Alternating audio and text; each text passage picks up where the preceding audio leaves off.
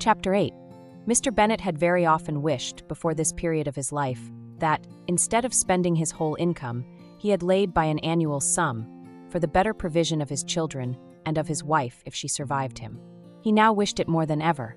Had he done his duty in that respect, Lydia need not have been indebted to her uncle for whatever of honor or credit could now be purchased for her.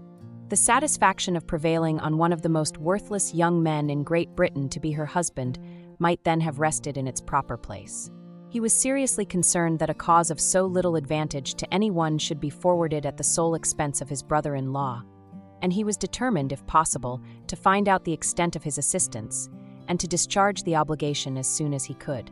When first Mr. Bennet had married, economy was held to be perfectly useless, for of course they were to have a son. This son was to join in cutting off the entail as soon as he should be of age, and the widow and younger children would by that means be provided for.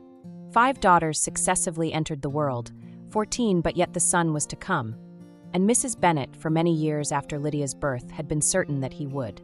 This event had at last been despaired of, but it was then too late to be saving.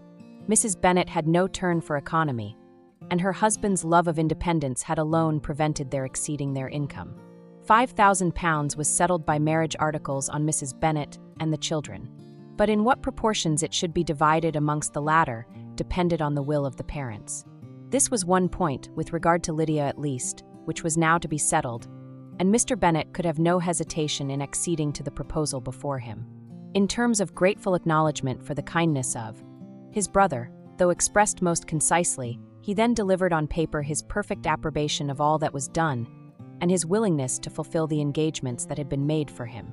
He had never before supposed that, could Wickham be prevailed on to marry his daughter, it would be done with so little inconvenience to himself as by the present arrangement.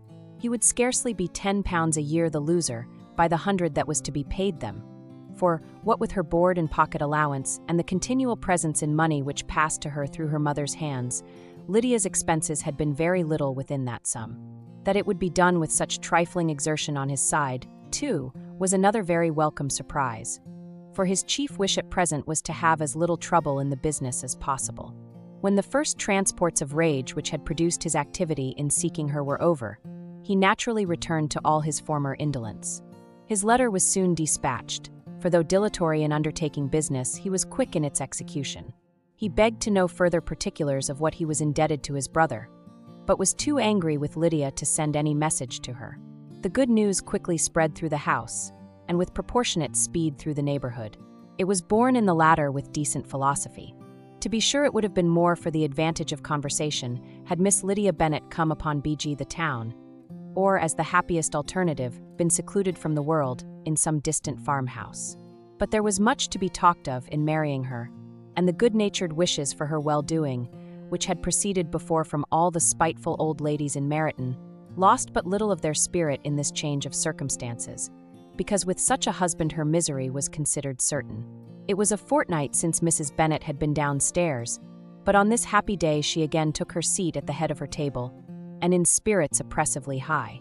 No sentiment of shame gave a damp to her triumph. The marriage of a daughter, which had been the first object of her wishes, since Jane was 16, was now on the point of accomplishment, and her thoughts and her words ran wholly on those attendants of elegant nuptials, fine muslins, new carriages, and servants. She was busily searching through the neighborhood for a proper situation for her daughter, and without knowing or considering what their income might be, rejected many as deficient in size and importance. Hay Park might do, said she, if the Gouldings would quit it, or the great house at Stoke if the drawing-room were larger, but Ashworth is too far off.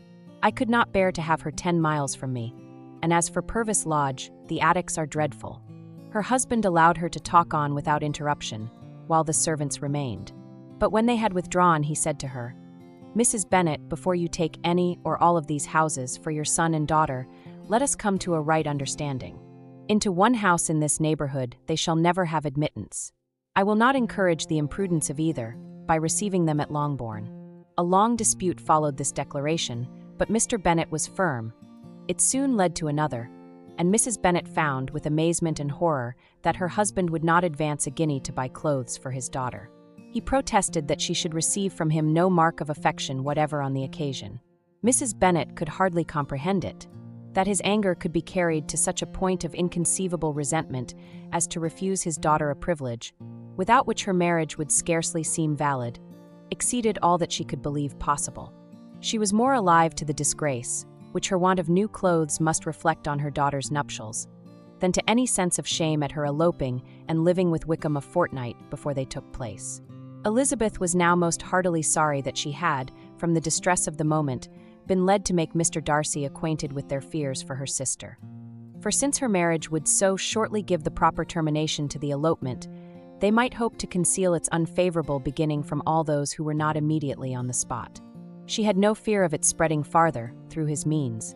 There were few people on whose secrecy she would have more confidently depended, but at the same time there was no one whose knowledge of a sister's frailty would have mortified her so much. Not, however, from any fear of disadvantage from it individually to herself, for at any rate there seemed a gulf impassable between them. Had Lydia's marriage been concluded on the most honorable terms, it was not to be supposed that Mr. Darcy would connect himself with a family, where to every other objection would now be added an alliance and relationship of the nearest kind with the man whom he so justly scorned. From such a connection she could not wonder that he should shrink. The wish of procuring her regard, which she had assured herself of his feeling in Derbyshire, could not in rational expectation survive such a blow as this. She was humbled, she was grieved, she repented, though she hardly knew of what. She became jealous of his esteem, when she could no longer hope to be benefited by it. She wanted to hear of him, when there seemed the least chance of gaining intelligence. She was convinced that she could have been happy with him, when it was no longer likely they should meet. What a triumph for him, as she often thought, could he know that the proposals which she had proudly spurned only 4 months ago would now have been gladly and gratefully received. He was as generous, she doubted not, as the most generous of his sex. But while he was mortal, there must be a triumph. She began now to comprehend that he was exactly the man who, in disposition and talents, would most suit her. His understanding and temper, though unlike her own, would have answered all her wishes. It was an union that must have been to the advantage of both. By her ease and liveliness, his mind might have been softened, his manners improved, and from his judgment, information, and knowledge of the world, she must have received benefit of greater importance. But no such happy marriage could now teach the admiring multitude what connubial felicity really was. An union of a different tendency, and precluding the possibility of the other, was soon to be formed in their family. How Wickham and Lydia were to be supported in tolerable independence, she could not imagine. But how little of permanent happiness could belong to a couple who were only brought together because their passions were stronger than their virtue, she could easily conjecture. Mr. Gardiner soon wrote again to his brother. To Mr. Bennet's acknowledgments he briefly replied, with assurances of his eagerness to promote the welfare of any of his family, and concluded with entreaties that the subject might never be mentioned to him again. The principal purport of his letter was to inform them that Mr. Wickham had resolved on quitting the militia. It was greatly my wish that he should do so, he added, as soon as his marriage was fixed on. And I think you will agree with me in considering a removal from that corps as highly advisable, both on his account and my niece's. It is Mr. Wickham's intention to go into the regulars. By and among his former friends, there are still some who are able and willing to assist him in the army. He has the promise of an ensigncy in General S. Regiment now quartered in the north. It is an advantage to have it so far from this part of the kingdom. He promises fairly, and I hope among different people, where they may each have a character to preserve, they will both be more prudent. I have written to Colonel Forster, to inform him of our present arrangements, and to request that he will satisfy the various creditors of Mr. Wickham in and near Brighton with assurances of speedy payment, for which I have pledged myself. And will you give yourself the trouble of carrying similar assurances to his creditors in Meryton, of whom I shall subjoin a list, according to his information. He has given in all his debts. I hope at least he has not deceived us. Haggerston has our directions, and all will be completed in a week. They will then join his regiment, unless they are first invited to Longbourn. And I understand from Mrs. Gardiner that my niece is very desirous of seeing you all before she leaves the South. She is well and begs to be dutifully remembered to you and her mother. Yours and C. E. Gardiner. Mr. Bennet and his daughters saw all the advantages of Wickham's removal from the shire as clearly as Mr. Gardiner could do. But Mrs. Bennet was not so well pleased with it. Lydia's being settled in the north, just when she had expected most pleasure and pride in her company, for she had by no means given up her plan of their residing in Hertfordshire, was a severe disappointment. And besides, it was such a pity that Lydia should be taken from a regiment where she was acquainted with every body, and had so many favorites. "She is so fond of Mrs. Forster," said she. "It will be quite shocking to send her away.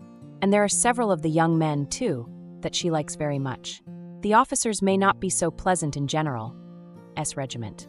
His daughter's request, for such it might be considered, of being admitted into her family again, before she set off for the north, received at first an absolute negative. But Jane and Elizabeth, who agreed in wishing, for the sake of their sister's feelings and consequence, that she should be noticed on her marriage by her parents, urged him so earnestly, yet so rationally and so mildly, to receive her and her husband at Longbourn as soon as they were married, that he was prevailed on to think as they thought, and act as they wished. And their mother had the satisfaction of knowing that she should be able to show her married daughter in the neighborhood before she was banished to the north. When Mr. Bennet wrote again to his brother, therefore, he sent his permission for them to come, and it was settled that, as soon as the ceremony was over, they should proceed to Longbourn. Elizabeth was surprised, however, that Wickham should consent to such a scheme, and had she consulted only her own inclination, any meeting with him would have been the last object of her wishes. Chapter 9. Their sister's wedding day arrived, and Jane and Elizabeth felt for her probably more than she felt for herself. The carriage was sent to meet them and they were to return in it by dinner time. Their arrival was dreaded by the elder Miss Bennets, and Jane more especially, who gave Lydia the feelings which would have attended herself, had she been the culprit, and was wretched in the thought of what her sister must endure. They came. The family were assembled in the breakfast room to receive them. Smiles decked the face of Mrs. Bennet as the carriage drove up to the door. Her husband looked impenetrably grave. Her daughters, alarmed, anxious, uneasy. Lydia's voice was heard in the vestibule. The door was thrown open, and she ran into the room. Her mother stepped forwards, embraced her, and welcomed her with rapture, gave her hand with an affectionate smile to Wickham, who followed his lady, and wished them both joy, with an alacrity which showed no doubt of their happiness. Their reception from Mr. Bennet, to whom they then turned, was not quite so cordial. His countenance rather gained in austerity, and he scarcely opened his lips. The easy assurance of the young couple, indeed, was enough to provoke him. Elizabeth was disgusted, and even Miss Bennet was shocked. Lydia was Lydia still, untamed, unabashed, wild, noisy, and fearless. She turned from sister to sister, demanding their congratulations, and when at length they all sat down, looked eagerly round the room, took notice of some little alteration in it, and observed with a laugh that it was a great while since she had been there. Wickham was not at all more distressed than herself, but his manners were always so pleasing, that had his character and his marriage been exactly what they ought, his smiles and his easy address, while he claimed their relationship, would have delighted them all. Elizabeth had not before believed him quite equal to such assurance, but she sat down, resolving within herself to draw no limits in future to the impudence of an impudent man. She blushed, and Jane blushed, but the cheeks of the two who caused their confusion suffered no variation of color.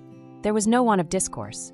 The bride and her mother could neither of them talk fast enough, and Wickham, who happened to sit near Elizabeth, began inquiring after his acquaintance in that neighborhood with a good-humored ease, which she felt very unable to equal in her replies. They seemed each of them to have the happiest memories in the world. Nothing of the past was recollected with pain, and Lydia led voluntarily to subjects which her sisters would not have alluded to for the world. "Only think of its being 3 months," she cried, "since I went away. It seems but a fortnight, I declare, and yet there have been things enough happened in the time. Good gracious! When I went away, I am sure I had no more idea of being married till I came back again, though I thought it would be very good fun if I was." Her father lifted up his eyes. Jane was distressed. Elizabeth looked expressively at Lydia, but she, who never heard nor saw anything of which she chose to be insensible, gaily continued, "Oh, mamma, do the people hereabouts know I am married today? I was afraid they might not, and we overtook William Golding in his coracle, so I was determined he should know it, and so I let down the side glass next to him, and took off my glove and let my hand just rest upon the window frame, so that he might see the ring, and then I bowed and smiled like anything." Elizabeth could bear it no longer. She got up and ran out of the room, and returned no more till she heard them passing through the hall to the dining parlor. She then joined them soon enough to see Lydia, with anxious parade, walk up to her mother's right hand, and hear her say to her eldest sister, "Ah, Jane, I take your place now, and you must go lower because I am a married woman." It was not to be supposed that time would give Lydia that embarrassment from which she had been so wholly free at first. Her ease and good spirits increased. She longed to see Mrs. Phillips, the Lucases, and all their other neighbors, and to hear herself called Mrs. Wickham by each of them. And in the meantime she went after dinner to show her ring and boast of being married to Mrs. Hill and the 2 housemaids. "Well, Mamma," said she, when they were all returned to the breakfast room, "and what do you think of my husband? Is not he a charming man? I am sure my sisters must all envy me. I only hope they may have half my good luck. They must all go to Brighton. That is the place to get husbands. What a pity it is, Mamma, we did not all go." "Very true, and if I had my will we should. But, my dear Lydia, I don't at all like your going such a way off." "Must it be so?" "Oh, Lord! Yes, there is nothing in that. I shall like it of all things. You and Papa and my sisters must come down and see us. We shall be at Newcastle all the winter, and I dare say there will be some balls, and I will take care to get good partners for them all." "I should like it beyond anything," said her mother. "And then when you go away, you may leave 1 or 2 of my sisters behind you, and I dare say I shall get husbands for them before the winter is over." "I thank you for my share of the favor," said Elizabeth, "but I do not particularly like your way of getting husbands." Their visitors were not to remain above 10 days with them. Mr. Wickham had received his commission before he left London, and he was to join his regiment at the end of a fortnight. No one but Mrs. Bennet regretted that their stay would be so short, and she made the most of the time by visiting about with her daughter and having very frequent parties at home. These parties were acceptable to all. To avoid a family circle was even more desirable to such as did think than such as did not. Wickham's affection for Lydia was just what Elizabeth had expected to find it, not equal to Lydia's for him.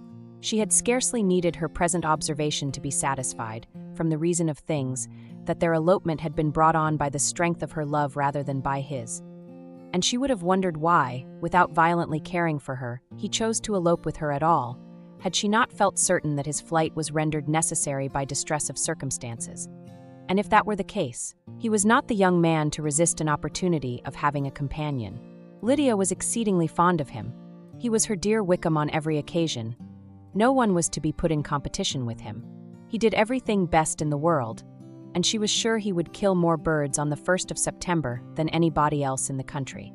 One morning, soon after their arrival, as she was sitting with her 2 elder sisters, she said to Elizabeth, "Lizzie, I never gave you an account of my wedding, I believe. You were not by when I told Mamma and the others all about it. Are not you curious to hear how it was managed?" "No, really," replied Elizabeth. "I think there cannot be too little said on the subject." "La, you are so strange. But I must tell you how it went off. We were married, at St. Clement's because Wickham's lodgings were in that parish. And it was settled that we should all be there by 11 o'clock. My uncle and aunt and I were to go together, and the others were to meet us at the church. Well, Monday morning came, and I was in such a fuss.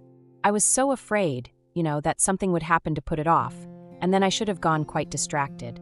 And there was my aunt. All the time I was dressing, preaching and talking away just as if she was reading a sermon. However, I did not hear above 1 word in 10, for I was thinking, you may suppose, of my dear Wickham. I longed to know whether he would be married in his blue coat. Well, and so we breakfasted at 10 as usual. I thought it would never be over, for by the by, you are to understand that my uncle and aunt were horrid unpleasant all the time I was with them.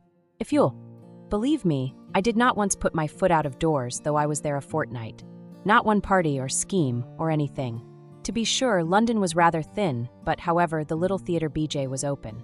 Well, and so just as the carriage came to the door, my uncle was called away upon business to that horrid man Mr. Stone. And then, when once they get together, there is no end of it. Well, I was so frightened I did not know what to do, for my uncle was to give me away. And if we were beyond the hour, BK, we could not be married all day. But luckily, he came back again in 10 minutes' time, and then we all set out. However, I recollected afterwards that if he had been prevented going, the wedding need not be put off, for Mr. Darcy might have done as well. "Mr. Darcy?"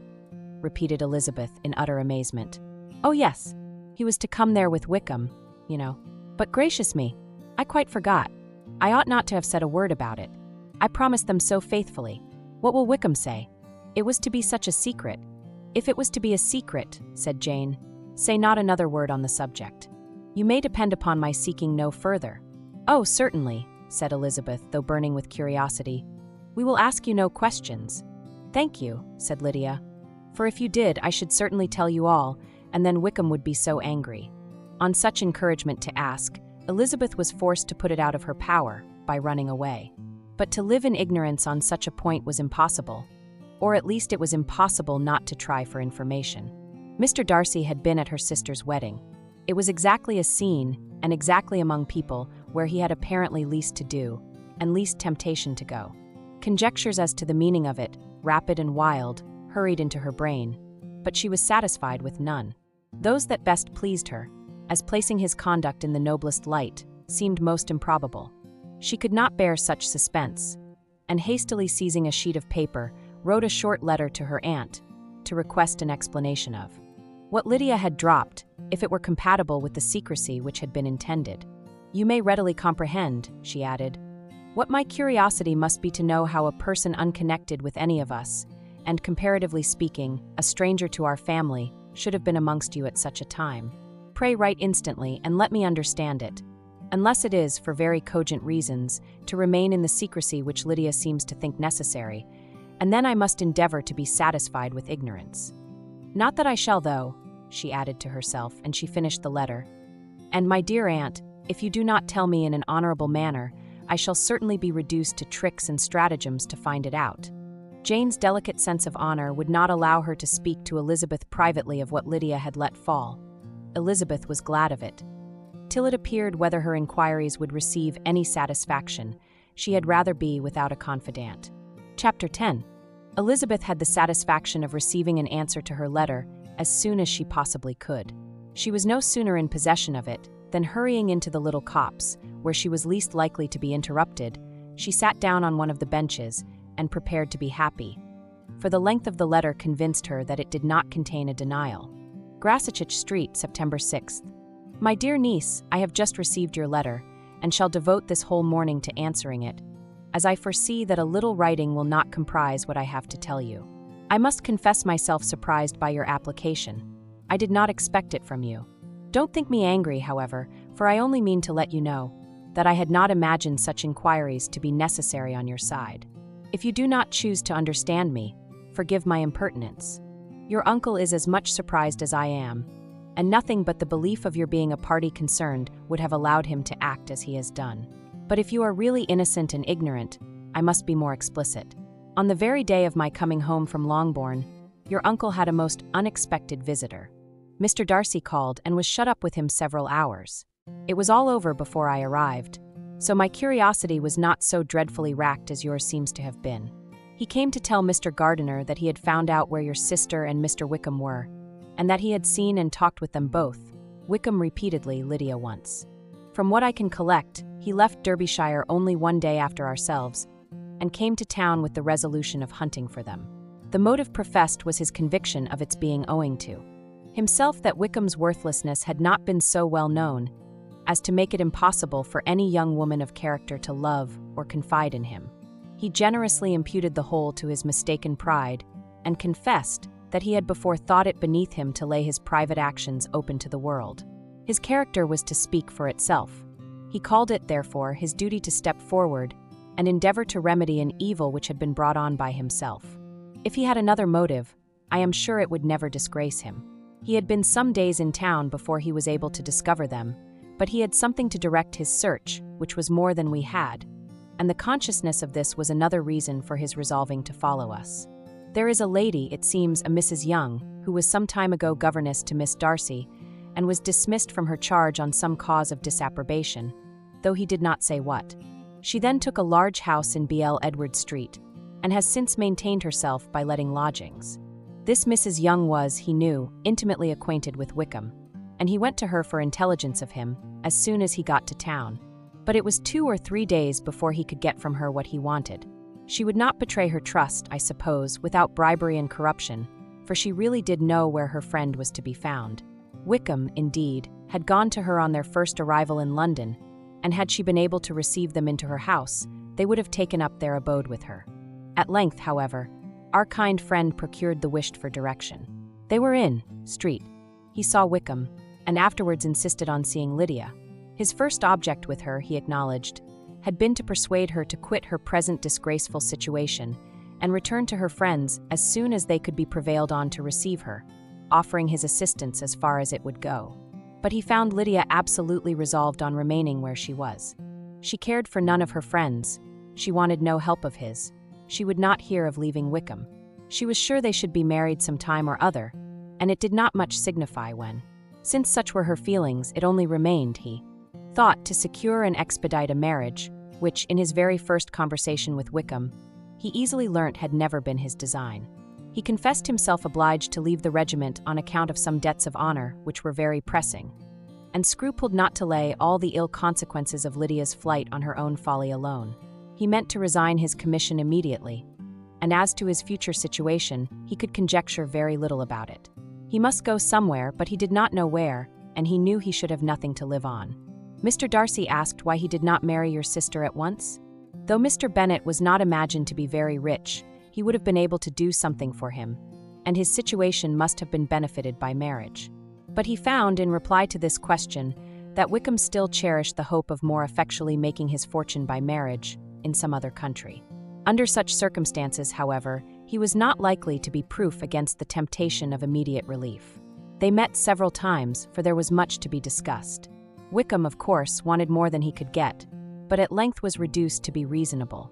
Everything being settled between them, Mr. Darcy's next step was to make your uncle acquainted with it, and he first called in Grasachich Street the evening before I came home. But Mr. Gardiner could not be seen, and Mr. Darcy found, on further inquiry, that your father was still with him, but would quit town the next morning. He did not judge your father to be a person whom he could so properly consult as your uncle, and therefore readily postponed seeing him till after the departure of the former. He did not leave his name, until the next day it was only known that a gentleman had called on business. On Saturday he came again. Your father was gone, your uncle at home, and as I said before, they had a great deal of talk together. They met again on Sunday, and then I saw him too. It was not all settled before Monday. As soon as it was, the express was sent off to Longbourn. But our visitor was very obstinate. I fancy, Lizzie, that obstinacy is the real defect of his character after all. He has been accused of many faults at different times, but this is the true one. Nothing was to be done that he did not do himself. Though I am sure, and I do not speak it to be thanked, therefore say nothing about it, your uncle would most readily have settled the whole. They battled it together for a long time, which was more than either the gentleman or lady concerned in it deserved. But at last your uncle was forced to yield, and instead of being allowed to be of use to his niece, was forced to put up with only having the probable credit of it, which went sorely against the grain. And I really believe your letter this morning gave him great pleasure, because it required an explanation that would rob him of his borrowed feathers and give the praise where it was due. But, Lizzie, this must go no further than yourself or Jane at most. You know pretty well, I suppose, what has been done for the young people. His debts are to be paid, amounting, I believe, to considerably more than £1,000, another 1,000 in addition to her own settled upon her, and his commission purchased. The reason why all this was to be done by him alone was such as I have given above. It was owing to him, to his reserve and want of proper consideration, that Wickham's character had been so misunderstood, and consequently that he had been received and noticed as he was. Perhaps there was some truth in this, though I doubt whether his reserve or any body's reserve can be answerable for the event. But in spite of all this fine talking, my dear Lizzie, you may rest perfectly assured that your uncle would never have yielded, if we had not given him credit for another interest in the affair. When all this was resolved on, he returned again to his friends, who were still staying at Pemberley. But it was agreed that he should be in London once more when the wedding took place, and all money matters were then to receive the last finish. I believe I have now told you everything. It is a relation which you tell me is to give you great surprise. I hope at least it will not afford you any displeasure. Lydia came to us, and Wickham had constant admission to the house. He was exactly what he had been when I knew him in Hertfordshire. But I would not tell you how little I was satisfied with her behavior while she stayed with us, if I had not perceived, by Jane's letter last Wednesday, that her conduct on coming home was exactly of a piece with it, and therefore what I now tell you can give you no fresh pain. I talked to her repeatedly in the most serious manner, representing to her the wickedness of what she had done and all the unhappiness she had brought on her family. If she heard me, it was by good luck, for I am sure she did not listen. I was sometimes quite provoked, but then I recollected my dear Elizabeth and Jane, and for their sakes had patience with her. Mr. Darcy was punctual in his return, and as Lydia informed you, attended the wedding. He dined with us the next day, and was to leave town again on Wednesday or Thursday. Will you be very angry with me, my dear Lizzie, if I take this opportunity of saying what I was never bold enough to say before, how much I like him? His behavior to us has, in every respect, been as pleasing as when we were in Derbyshire. His understanding and opinions all please me. He wants nothing but a little more liveliness, and that if he marry prudently, his wife may teach him. I thought him very sly. He hardly ever mentioned your name. But slyness seems the fashion. Pray forgive me if I have been very presuming, or at least do not punish me so far as to exclude me from P. I shall never be quite happy till I have been all round the park. A low phaeton with a nice little pair of ponies would be the very thing. But I must write no more. The children have been wanting me this half hour. Yours very sincerely, M. Gardiner. The contents of this letter threw Elizabeth into a flutter of spirits, in which it was difficult to determine whether pleasure or pain bore the greatest share. The vague and unsettled suspicions which uncertainty had produced of what Mr. Darcy might have been doing to forward her sister's match, which she had feared to encourage, as an exertion of goodness too great to be probable, and at the same time dreaded to be just, from the pain of obligation, were proved beyond their greatest extent to be true. He had followed them purposely to town. He had taken on himself all the trouble and mortification attendant on such a research, in which supplication had been necessary to a woman whom he must abominate and despise, and where he was reduced to frequently meet, reason with, persuade, and finally bribe the man whom he always most wished to avoid, and whose very name it was punishment to him to pronounce. He had done all this for a girl whom he could neither regard nor esteem.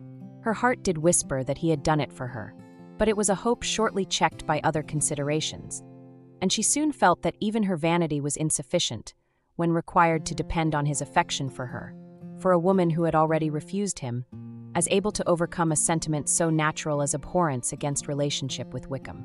Brother-in-law of Wickham, every kind of pride must revolt from the connection. He had, to be sure, done much. She was ashamed to think how much. But he had given a reason for his interference, which asked no extraordinary stretch of belief. It was reasonable that he should feel he had been wrong. He had liberality, and he had the means of exercising it. And though she would not place herself as his principal inducement, she could perhaps believe that remaining partiality for her might assist his endeavors in a cause where her peace of mind must be materially concerned. It was painful, exceedingly painful, to know that they were under obligations to a person who could never receive a return.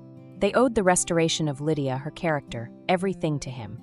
Oh, how heartily did she grieve over every ungracious sensation she had ever encouraged, every saucy speech she had ever directed towards him. For herself she was humbled, but she was proud of him, proud that in a cause of compassion and honor he had been able to get the better of himself. She read over her aunt's commendation of him again and again. It was hardly enough, but it pleased her. She was even sensible of some pleasure, though mixed with regret, on finding how steadfastly both she and her uncle had been persuaded that affection and confidence subsisted between Mr. Darcy and herself. She was roused from her seat and her reflections by someone's approach, and before she could strike into another path, she was overtaken by Wickham. "I am afraid I interrupt your solitary ramble, my dear sister," said he as he joined her. "You certainly do," she replied with a smile, "but it does not follow that the interruption must be unwelcome. I should be sorry indeed if it were. We were always good friends, and now we are better." "True. Are the others coming out?" "I do not know. Mrs. Bennet and Lydia are going in the carriage to Meryton.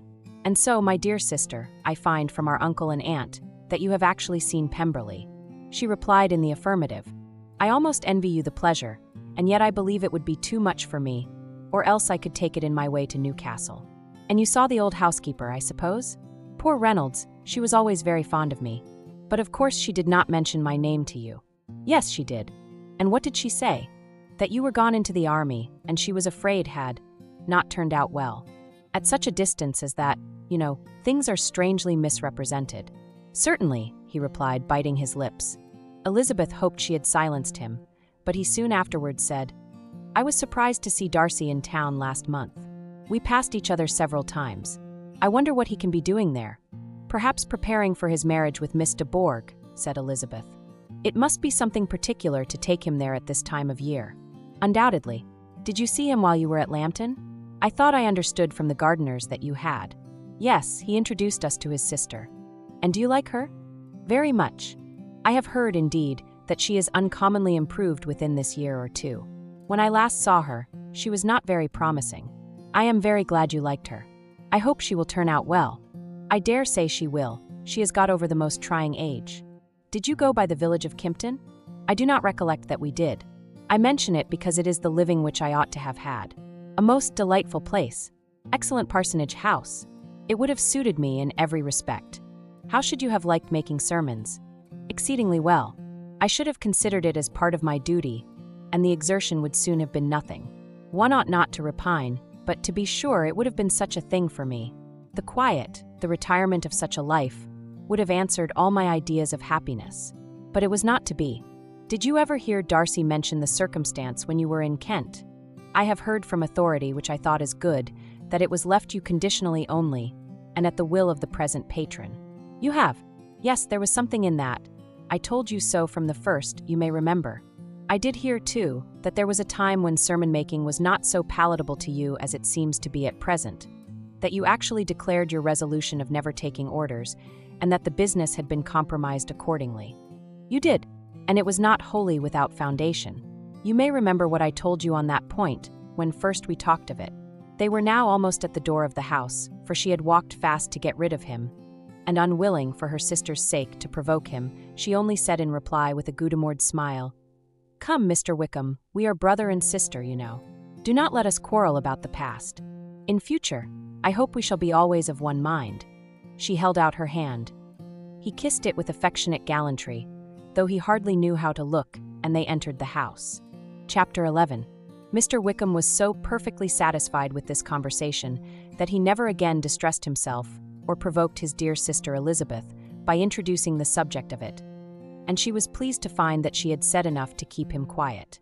The day of his and Lydia's departure soon came, and Mrs. Bennet was forced to submit to a separation, which, as her husband by no means entered into her scheme of their all going to Newcastle, was likely to continue at least a 12-month. "Oh, my dear Lydia," she cried, "when shall we meet again?" "Oh, Lord! I don't know. Not these 2 or 3 years, perhaps. Write to me very often, my dear. As often as I can. But you know married women have never much time for writing. My sisters may write to me. They will have nothing else to do." Mr. Wickham's adieus were much more affectionate than his wife's. He smiled, looked handsome, and said many pretty things. "He is as fine a fellow," said Mr. Bennet, as soon as they were out of the house, "as ever I saw. He simpers and smirks and makes love to us all. I am prodigiously proud of him. I defy even Sir William Lucas himself to produce a more valuable son-in-law." The loss of her daughter made Mrs. Bennet very dull for several days. "I often think," said she, "that there is nothing so bad as parting with one's friends. One seems so forlorn without them." "This is the consequence, you see, madam, of marrying a daughter," said Elizabeth. "It must make you better satisfied that your other 4 are single." "It is no such thing. Lydia does not leave me because she is married, but only because her husband's regiment happens to be so far off. If that had been nearer, she would not have gone so soon." But the spiritless condition which this event threw her into was shortly relieved, and her mind opened again to the agitation of hope by an article of news, which then began to be in circulation. The housekeeper at Netherfield had received orders to prepare for the arrival of her master, who was coming down in a day or 2, to shoot there for several weeks. Mrs. Bennet was quite in the fidgets. She looked at Jane and smiled and shook her head by turns. "Well, well, and so Mr. Bingley is coming down, sister," for Mrs. Phillips first brought her the news. "Well, so much the better. Not that I care about it, though. He is nothing to us, you know, and I am sure I never want to see him again. But, however, he is very welcome to come to Netherfield if he likes it. And who knows what may happen? But that is nothing to us. You know, sister, we agreed long ago never to mention a word about it. And so it is quite certain he is coming." "You may depend on it," replied the other. "For Mrs. Nichols was in Meryton last night. I saw her passing by, and went out myself on purpose to know the truth of it, and she told me that it was certainly true. He comes down on Thursday at the latest, very likely on Wednesday. She was going to the butcher's, she told me, on purpose to order in some meat on Wednesday, and she has got 3 couple of ducks just fit to be killed." Miss Bennet had not been able to hear of his coming without changing color. It was many months since she had mentioned his name to Elizabeth. But now, as soon as they were alone together, she said, "I saw you look at me today, Lizzie, when my aunt told us of the present report, and I know I appeared distressed. But don't imagine it was from any silly cause. I was only confused for the moment, because I felt that I should be looked at. I do assure you that the news does not affect me either with pleasure or pain. I am glad of one thing, that he comes alone, because we shall see the less of him. Not that I am afraid of myself, but I dread other people's remarks." Elizabeth did not know what to make of it. Had she not seen him in Derbyshire, she might have supposed him capable of coming there with no other view than what was acknowledged. But she still thought him partial to Jane, and she wavered as to the greater probability of his coming there with his friend's permission, or being bold enough to come without it. Yet it is hard, she sometimes thought, that this poor man cannot come to a house which he has legally hired without raising all this speculation. I will leave him to himself. In spite of what her sister declared and really believed to be her feelings, in the expectation of his arrival, Elizabeth could easily perceive that her spirits were affected by it. They were more disturbed, more unequal, than she had often seen them. The subject which had been so warmly canvassed between their parents, about a 12-month ago, was now brought forward again. "As soon as ever Mr. Bingley comes, my dear," said Mrs. Bennet. "You will wait on him, of course." No. You forced me into visiting him last year, and promised if I went to see him, he should marry one of my daughters. But it ended in nothing, and I will not be sent on a fool's errand again." His wife represented to him how absolutely necessary such an attention would be from all the neighboring gentlemen, on his returning to Netherfield. "Tea is an etiquette I despise," said he. "If he wants our society, let him seek it. He knows where we live. I will not spend my hours in running after my neighbors every time they go away and come back again. Well, all I know is that it will be abominably rude if you do not wait on him. But, however, that shan't prevent my asking him to dine here. I am determined. We must have Mrs. Long and the Gouldings soon. That will make 13 with ourselves, so there will be just room at table for him." Consoled by this resolution, she was the better able to bear her husband's incivility, though it was very mortifying to know that her neighbors might all see Mr. Bingley in consequence of it before they did. As the day of his arrival drew near, "I begin to be sorry that he comes at all," said Jane to her sister. "It would be nothing. I could see him with perfect indifference, but I can hardly bear to hear it thus perpetually talked of. My mother means well, but she does not know, no one can know, how much I suffer from what she says. Happy shall I be when his stay at Netherfield is over." "I wish I could say anything to comfort you," replied Elizabeth, "but it is wholly out of my power. You must feel it, and the usual satisfaction of preaching patience to a sufferer is denied me, because you have always so much." Mr. Bingley arrived. Mrs. Bennet, through the assistance of servants, contrived to have the earliest tidings of it, that the period of anxiety and fretfulness on her side might be as long as it could. She counted the days that must intervene before their invitation could be sent, hopeless of seeing him before.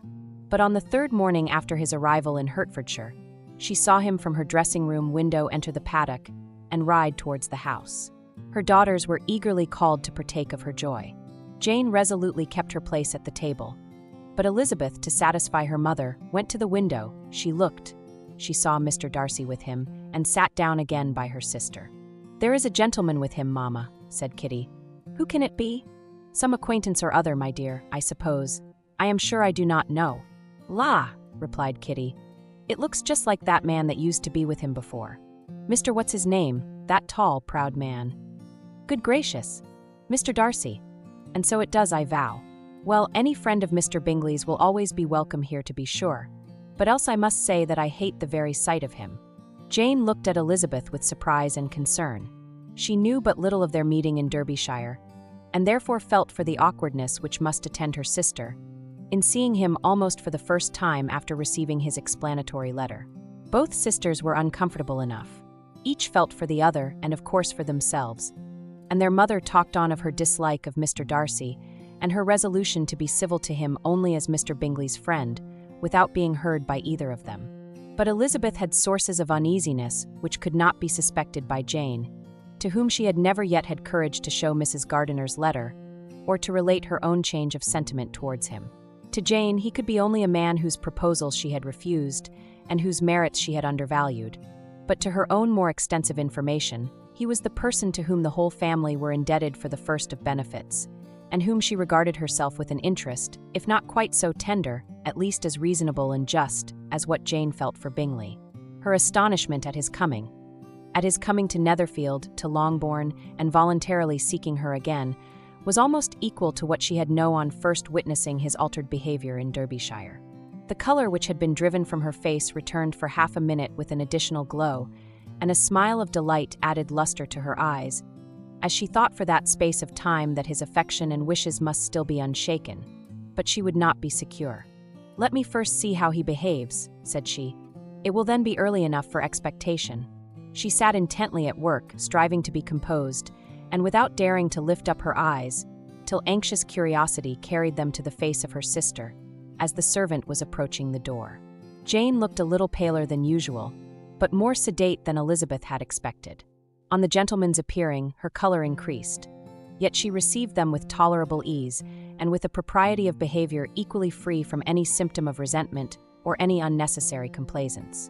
Elizabeth said as little to either as civility would allow, and sat down again to her work, with an eagerness which it did not often command. She had ventured only one glance at Darcy. He looked serious as usual, and she thought more as he had been used to Locke in Hertfordshire, than as she had seen him at Pemberley. But perhaps he could not in her mother's presence be what he was before her uncle and aunt. It was a painful but not an improbable conjecture. Bingley she had likewise seen for an instant, and in that short period saw him looking both pleased and embarrassed. He was received by Mrs. Bennet with a degree of civility which made her two daughters ashamed, especially when contrasted with the cold and ceremonious politeness of her courtesy and address of his friend. Elizabeth particularly, who knew that her mother owed to the latter the preservation of her favorite daughter from irremediable infamy, was hurt and distressed to a most painful degree by a distinction so ill applied. Darcy, after inquiring of her how Mr. and Mrs. Gardiner did, a question which she could not answer without confusion, said scarcely anything. He was not seated by her. Perhaps that was the reason of his silence, but it had not been so in Derbyshire. There he had talked to her friends, when he could not to herself. But now several minutes elapsed without bringing the sound of his voice, and when occasionally, unable to resist the impulse of curiosity, she raised her eyes to his face, she as often found him looking at Jane as at herself, and frequently on no object but the ground. More thoughtfulness and less anxiety to please than when they last met were plainly expressed. She was disappointed and angry with herself for being so. "Could I expect it to be otherwise?" said she. "Yet why did he come?" She was in no humor for conversation with any one but himself, and to him she had hardly courage to speak. She inquired after his sister, but could do no more.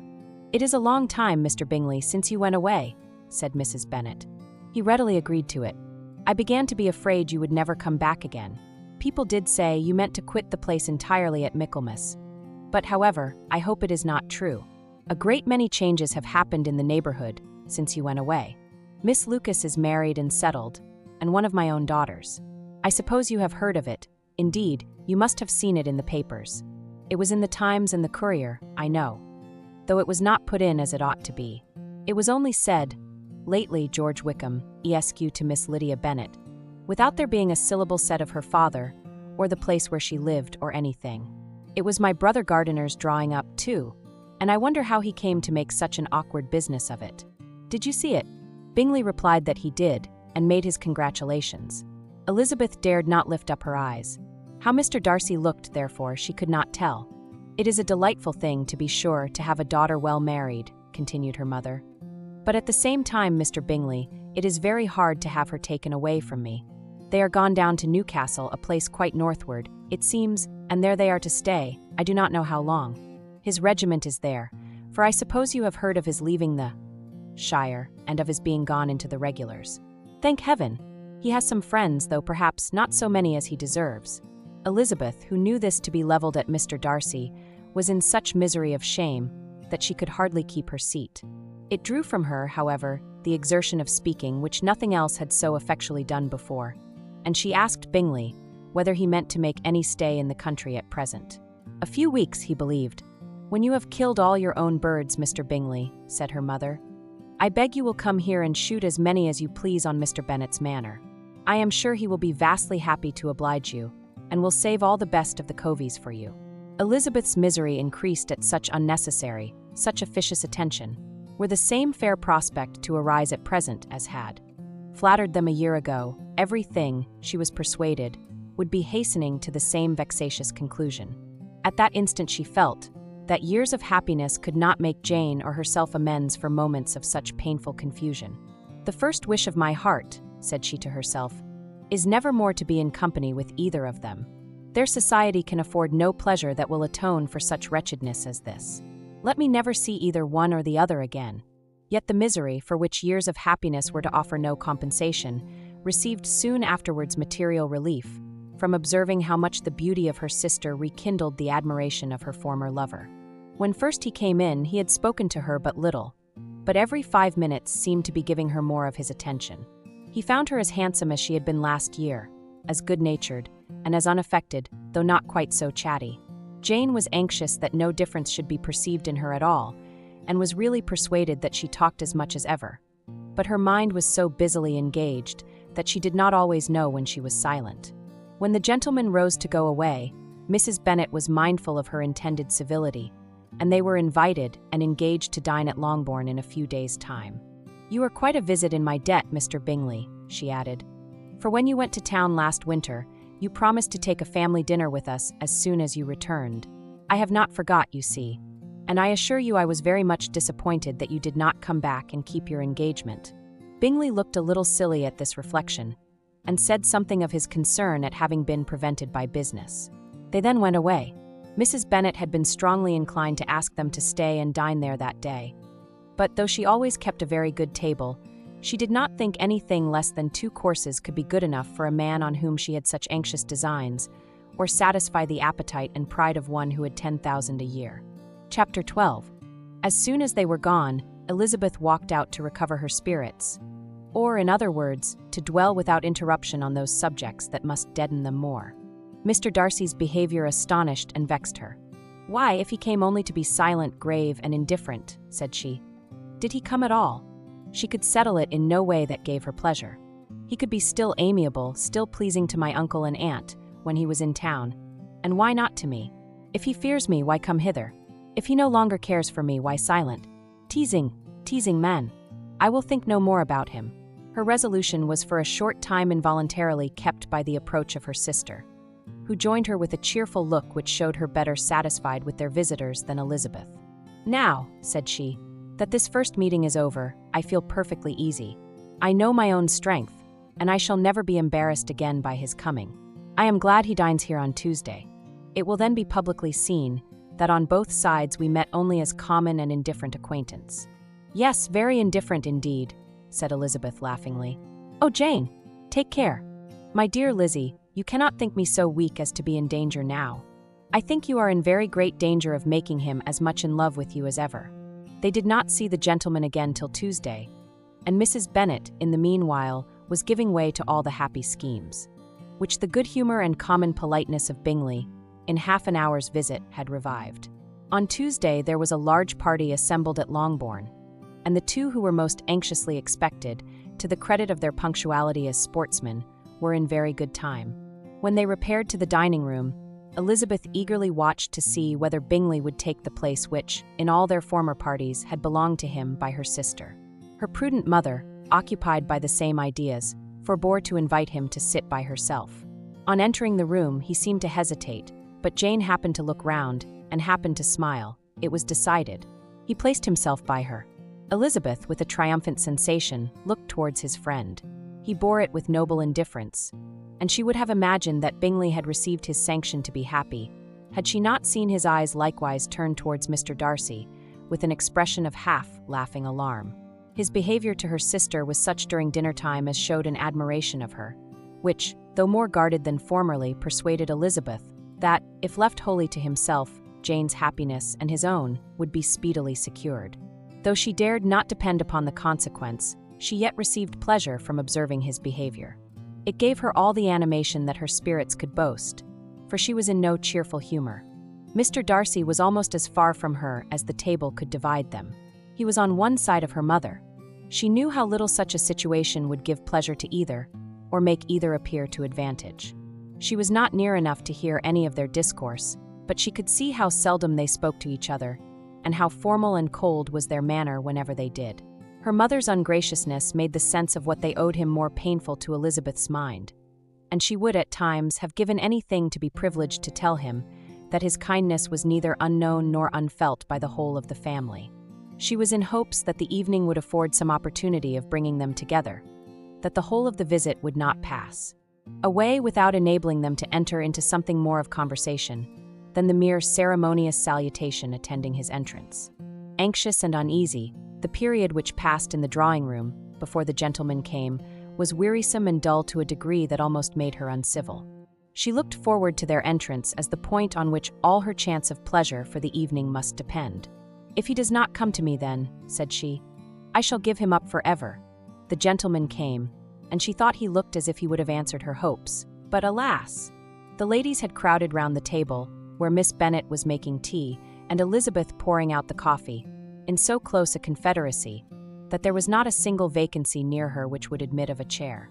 And on the gentleman's approaching, one of the girls moved closer to her than ever, and said in a whisper, "The men shan't come and part us, I am determined. We want none of them, do we?" Darcy had walked away to another part of the room. She followed him with her eyes, envied every one to whom he spoke, had scarcely patience enough to help anybody to coffee, and then was enraged against herself for being so silly. A man who has once been refused. How could I ever be foolish enough to expect a renewal of his love? Is there one among the sex who would not protest against such a weakness as a second proposal to the same woman? There is no indignity so abhorrent to their feelings. She was a little revived, however, by his bringing back his coffee cup himself, and she seized the opportunity of saying, "Is your sister at Pemberley still?" "Yes, she will remain there till Christmas." "And quite alone? Have all her friends left her?" "Mrs. Annesley is with her. The others have been gone on to B.M. Scarborough these 3 weeks." She could think of nothing more to say, but if he wished to converse with her, he might have better success. He stood by her, however, for some minutes in silence, and at last, on the young lady's whispering to Elizabeth again, he walked away. When the tea things were removed and the card tables placed, the ladies all rose, and Elizabeth was then hoping to be soon joined by him, when all her views were overthrown, by seeing him fall a victim to her mother's rapacity for whist players, and in a few moments after seated with the rest of the party. She now lost every expectation of pleasure. They were confined for the evening at different tables, and she had nothing to hope, but that his eyes were so often turned towards her side of the room, as to make him play as unsuccessfully as herself. Mrs. Bennet had designed to keep the 2 Netherfield gentlemen to supper, but their carriage was, unluckily, ordered before any of the others, and she had no opportunity of detaining them. "Well, girls," said she, as soon as they were left to themselves, "what say you to the day? I think everything has passed off uncommonly well, I assure you. The dinner was as well dressed as any I ever saw. The venison was roasted to a turn, and everybody said they never saw so fat a haunch. The soup was 50 times better than what we had at the Lucases last week, and even Mr. Darcy acknowledged that the partridges were remarkably well done, and I suppose he has 2 or 3 French cooks at least. And my dear Jane, I never saw you look in greater beauty. Mrs. Long said so too, for I asked her whether you did not. And what do you think she said besides? Ah, Mrs. Bennet, we shall have her at Netherfield at last. She did indeed. I do think Mrs. Long is as good a creature as ever lived, and her nieces are very pretty behaved girls, and not at all handsome. I like them prodigiously. Mrs. Bennet, in short, was in very great spirits. She had seen enough of Bingley's behavior to Jane to be convinced that she would get him at last, and her expectations of advantage to her family, when in a happy humor, were so far beyond reason that she was quite disappointed at not seeing him there again the next day to make his proposals. "It has been a very agreeable day," said Miss Bennet to Elizabeth. "The party seemed so well selected, so suitable one with the other. I hope we may often meet again." Elizabeth smiled. "Lizzie, you must not do so. You must not suspect me. It mortifies me. I assure you that I have now learnt to enjoy his conversation as an agreeable and sensible young man, without having a wish beyond it. I am perfectly satisfied from what his manners now are, that he never had any design of engaging my affection. It is only that he is blessed with greater sweetness of address, and a stronger desire of generally pleasing, than any other man." "You are very cruel," said her sister. "You will not let me smile, and are provoking me to it every moment. How hard it is in some cases to be believed. and how impossible in others. But why should you wish to persuade me that I feel more than I acknowledge? That is a question which I hardly know how to answer. We all love to instruct, though we can teach only what is not worth knowing. Forgive me, and if you persist in indifference, do not make me your confidant. Chapter 13. A few days after this visit, Mr. Bingley called again and alone. His friend had left him that morning for London, but was to return home in 10 days' time. He sat with them above an hour, and was in remarkably good spirits. Mrs. Bennet invited him to dine with them, but with many expressions of concern, he confessed himself engaged elsewhere. "Next time you call," said she, "I hope we shall be more lucky." He should be particularly happy at any time and see, and if she would give him leave, would take an early opportunity of waiting on them. "Can you come tomorrow?" Yes, he had no engagement at all for tomorrow, and her invitation was accepted with alacrity. He came, and in such very good time, that the ladies were none of them dressed. In ran Mrs. Bennet to her daughter's room in her dressing gown, and with her hair half finished, crying out, "My dear Jane, make haste and hurry down. He is come, Mr. Bingley is come. He is indeed. Make haste, make haste. Here, Sarah, come to Miss Bennet this moment, and help her on with her gown. Never mind Miss Lizzie's hair. We will be down as soon as we can," said Jane. "But I dare say Kitty is forwarder than either of us, for she went upstairs half an hour ago." "Oh, hang Kitty! What has she to do with it? Come, be quick, be quick. Where is your sash, my dear?" But when her mother was gone, Jane would not be prevailed on to go down without one of her sisters. The same anxiety to get by themselves was visible again in the evening. After tea, Mr. Bennet retired to the library, as was his custom, and Mary went upstairs to her instrument. 2 obstacles of the 5 being thus removed, Mrs. Bennet sat looking and winking at Elizabeth and Catherine for a considerable time, without making any impression on them. Elizabeth would not observe her, and when at last Kitty did, she very innocently said, "What is the matter, Mamma? What do you keep winking at me for? What am I to do?" "Nothing, child, nothing. I did not wink at you." She then sat still 5 minutes longer, but unable to waste such a precious occasion, she suddenly got up and saying to Kitty, "Come here, my love, I want to speak to you," took her out of the room. Jane instantly gave a look at Elizabeth which spoke her distress at such premeditation, and her entreaty that she would not give in to it. In a few minutes, Mrs. Bennet half opened the door and called out, "Lizzie, my dear, I want to speak with you." Elizabeth was forced to go. "We may as well leave them by themselves, you know," said her mother as soon as she was in the hall.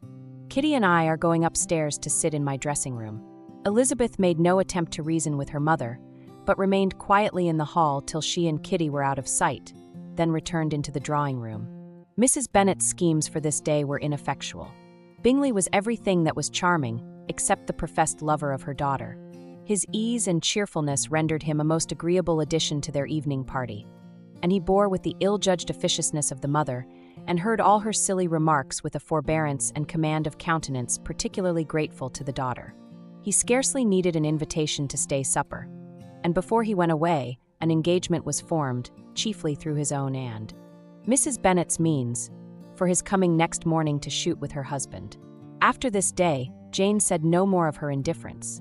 Not a word passed between the sisters concerning Bingley, but Elizabeth went to bed in the happy belief that all must speedily be concluded, unless Mr. Darcy returned within the stated time.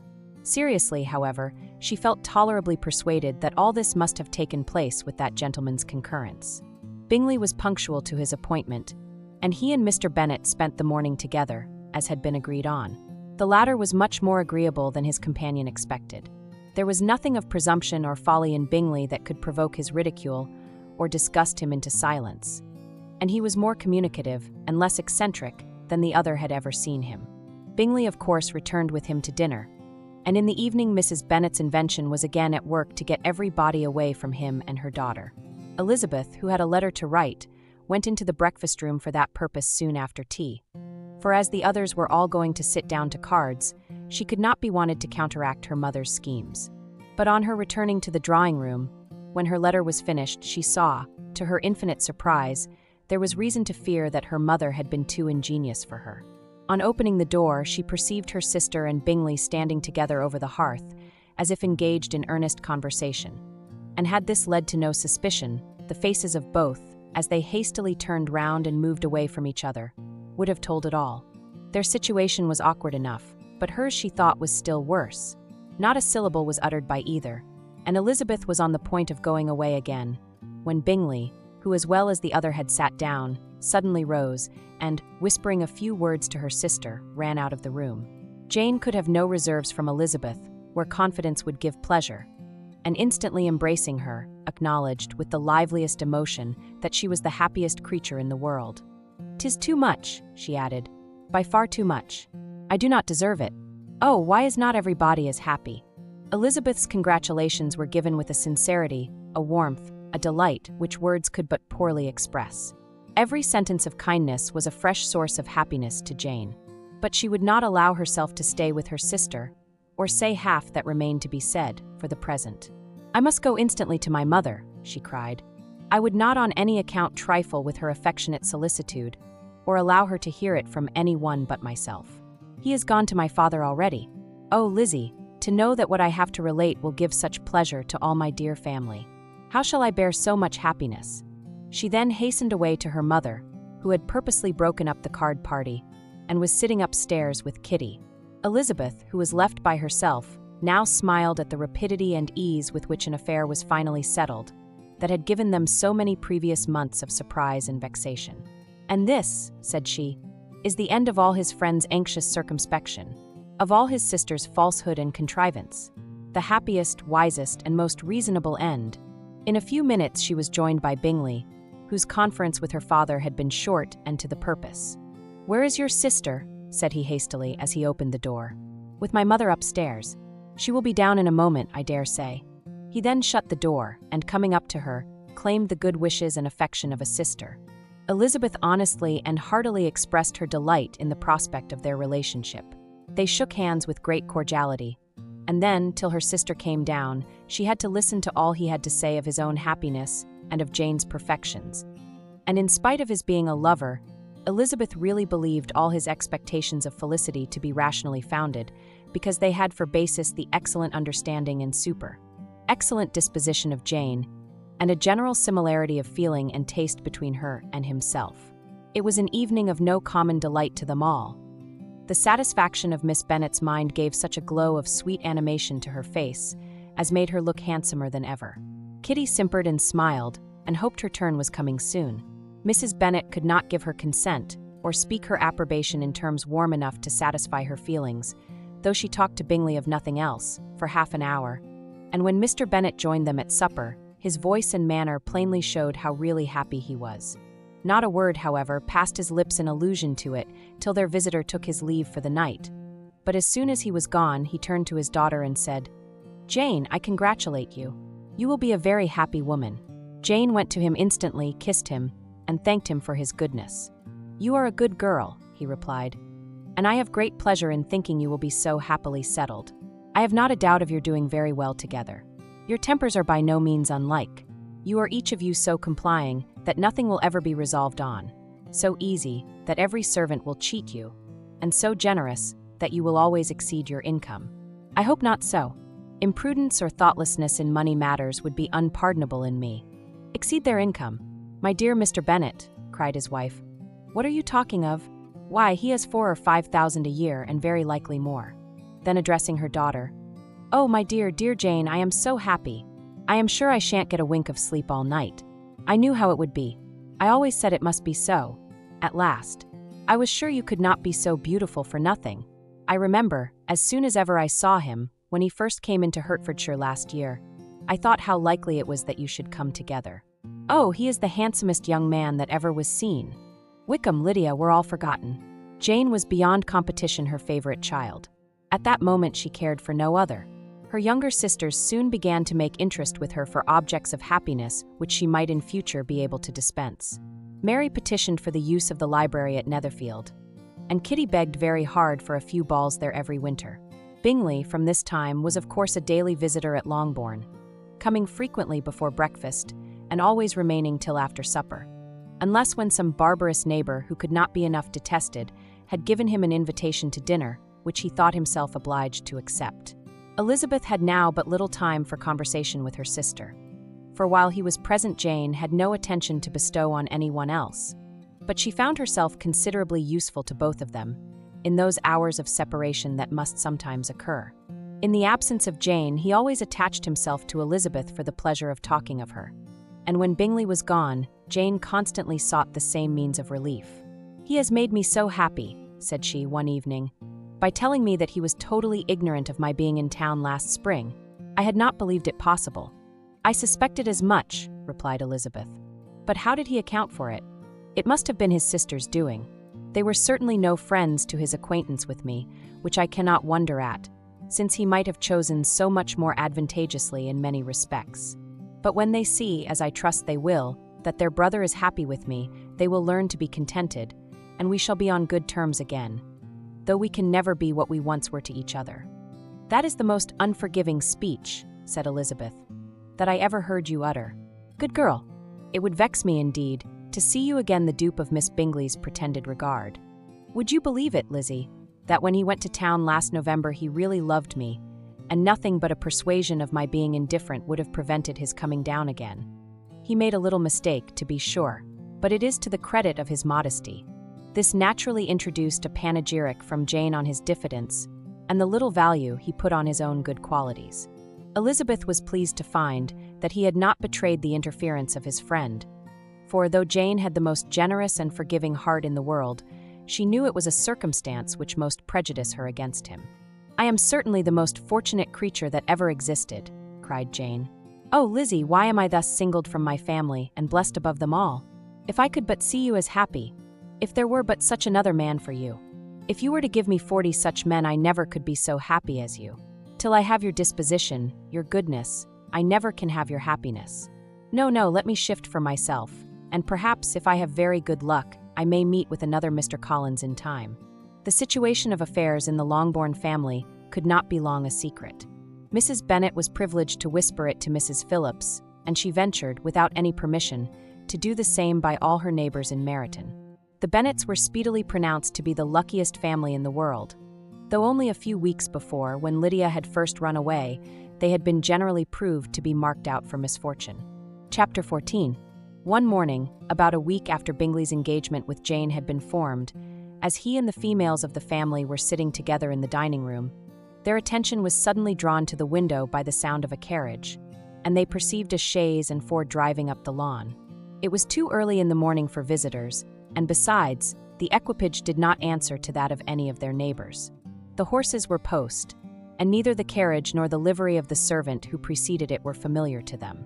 As it was certain, however, that somebody was coming, Bingley instantly prevailed on Miss Bennet to avoid the confinement of such an intrusion, and walk away with him into the shrubbery.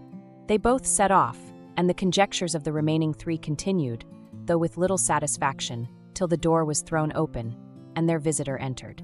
It was Lady Catherine de Bourgh. They were of course all intending to be surprised, but their astonishment was beyond their expectation, and on the part of Mrs. Bennet and Kitty, though she was perfectly unknown to them, even inferior to what Elizabeth felt. She entered the room with an air more than usually ungracious, made no other reply to Elizabeth's salutation than a slight inclination of the head, and sat down without saying a word. Elizabeth had mentioned her name to her mother on her ladyship's entrance, though no request of introduction had been made. Mrs. Bennet, all amazement, though flattered by having a guest of such high importance, received her with the utmost politeness. After sitting for a moment in silence, she said very stiffly to Elizabeth, "I hope you are well, Miss Bennet. That lady, I suppose, is your mother?" Elizabeth replied very concisely that she was. "And that, I suppose, is one of your sisters?"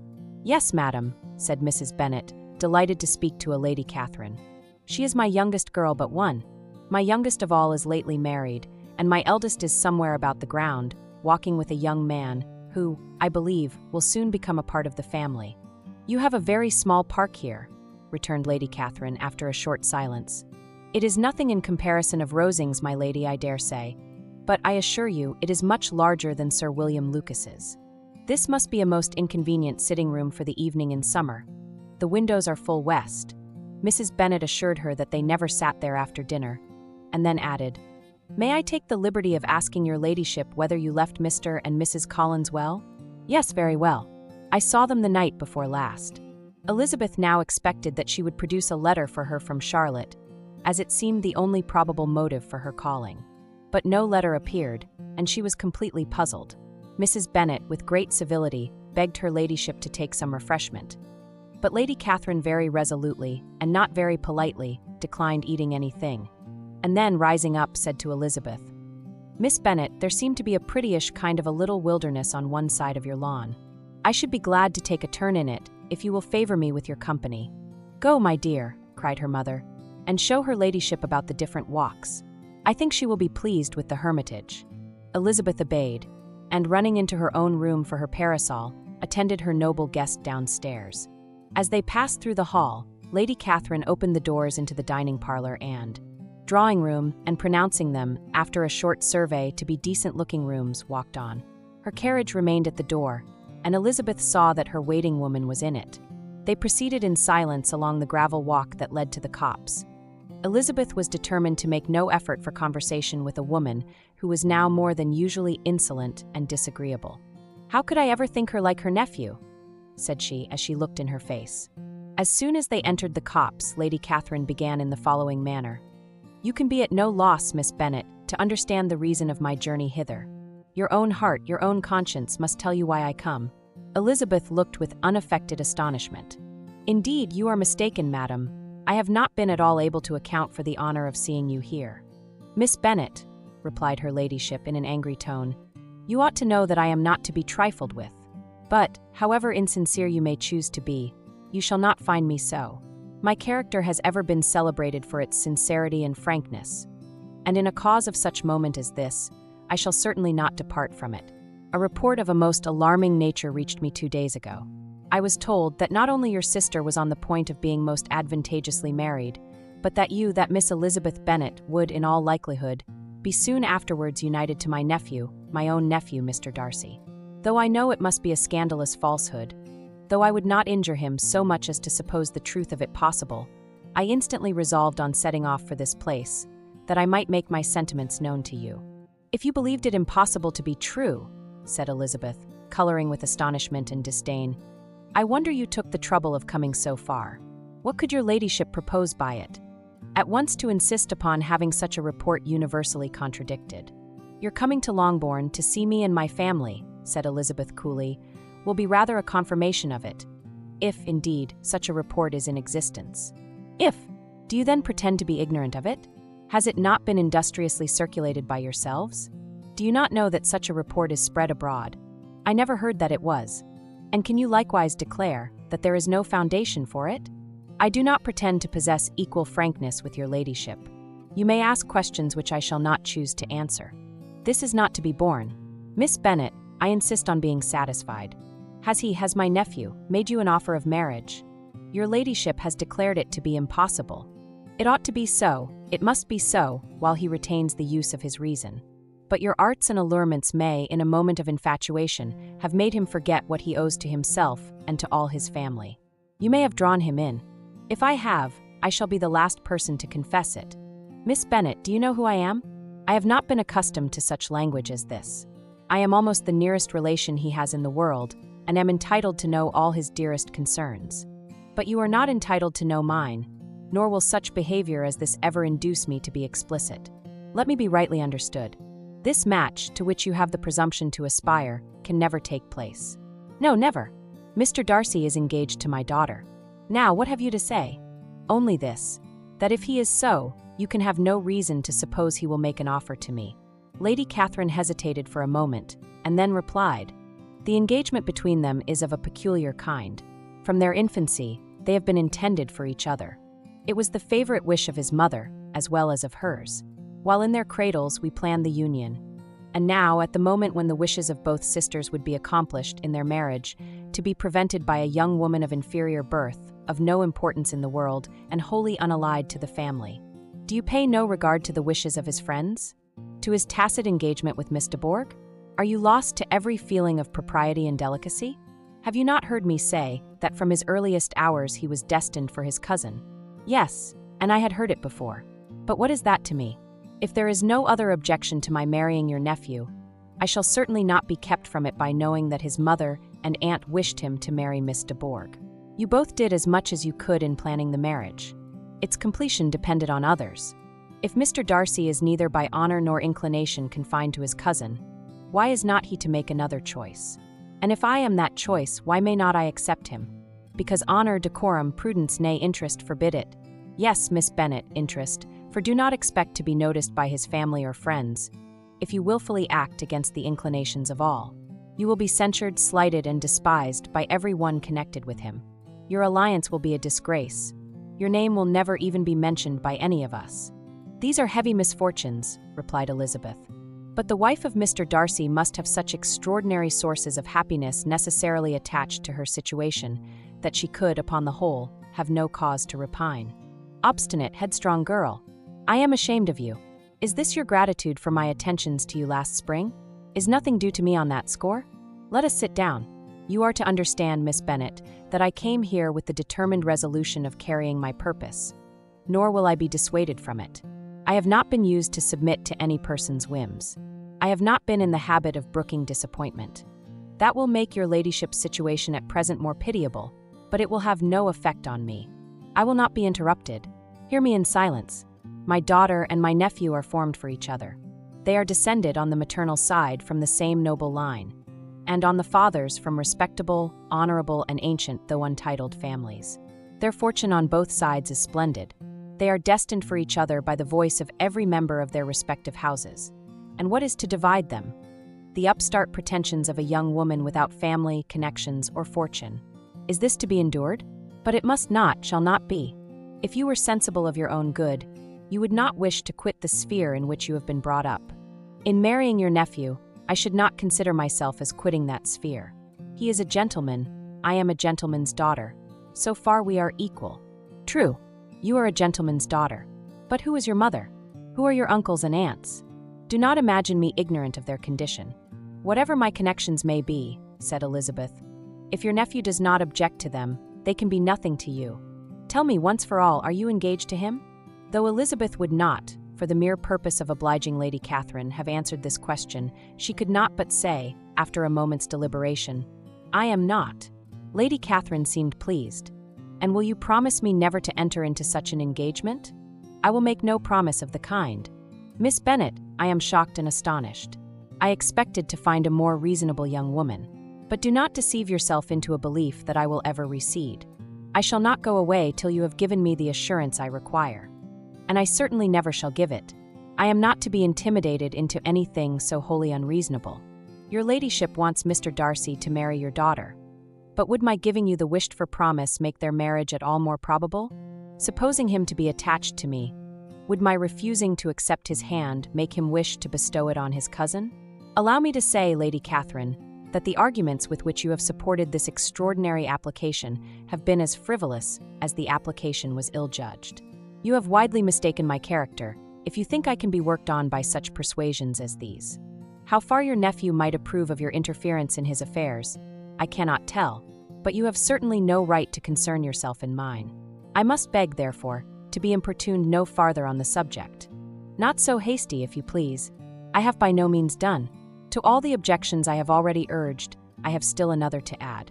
I am no stranger to the particulars of your youngest sister's infamous elopement. I know it all, that the young man's marrying her was a patched-up business at the expense of your father and uncle. And is such a girl to be my nephew's sister? Is her husband, who is the son of his late father's steward, to be his brother? Heaven and earth! Of what are you thinking? Are the shades of Pemberley to be thus polluted? You can now have nothing further to say, she resentfully answered. You have insulted me in every possible method. I must beg to return to the house. And she rose as she spoke. Lady Catherine rose also, and they turned back. Her ladyship was highly incensed. You have no regard, then, for the honor and credit of my nephew. Unfeeling, selfish girl. Do you not consider that a connection with you must disgrace him in the eyes of everybody? Lady Catherine, I have nothing further to say. You know my sentiments. You are then resolved to have him? I have said no such thing.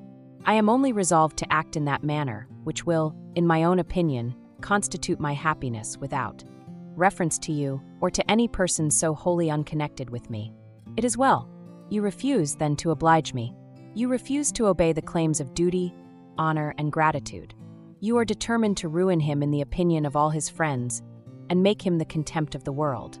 "Neither duty nor honor nor gratitude," replied Elizabeth, "has any possible claim on me in the present instance.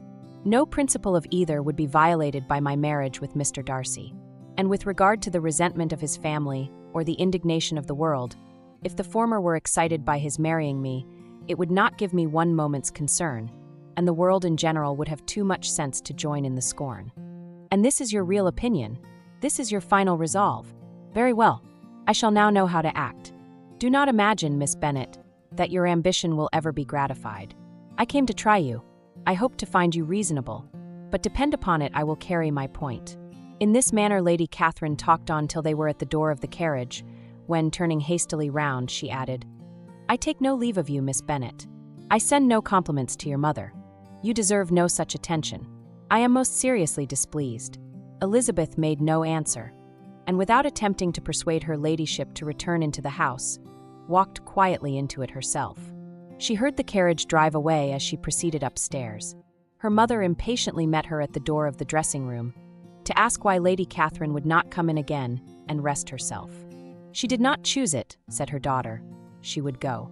She is a very fine-looking woman, and her calling here was prodigiously civil, for she only came, I suppose, to tell us the Collinses were well. She is on her road somewhere, I dare say, and so, passing through Meryton, thought she might as well call on you. I suppose she had nothing particular to say to you, Lizzie?" Elizabeth was forced to give into a little falsehood here, for to acknowledge the substance of their conversation was impossible. Chapter 15.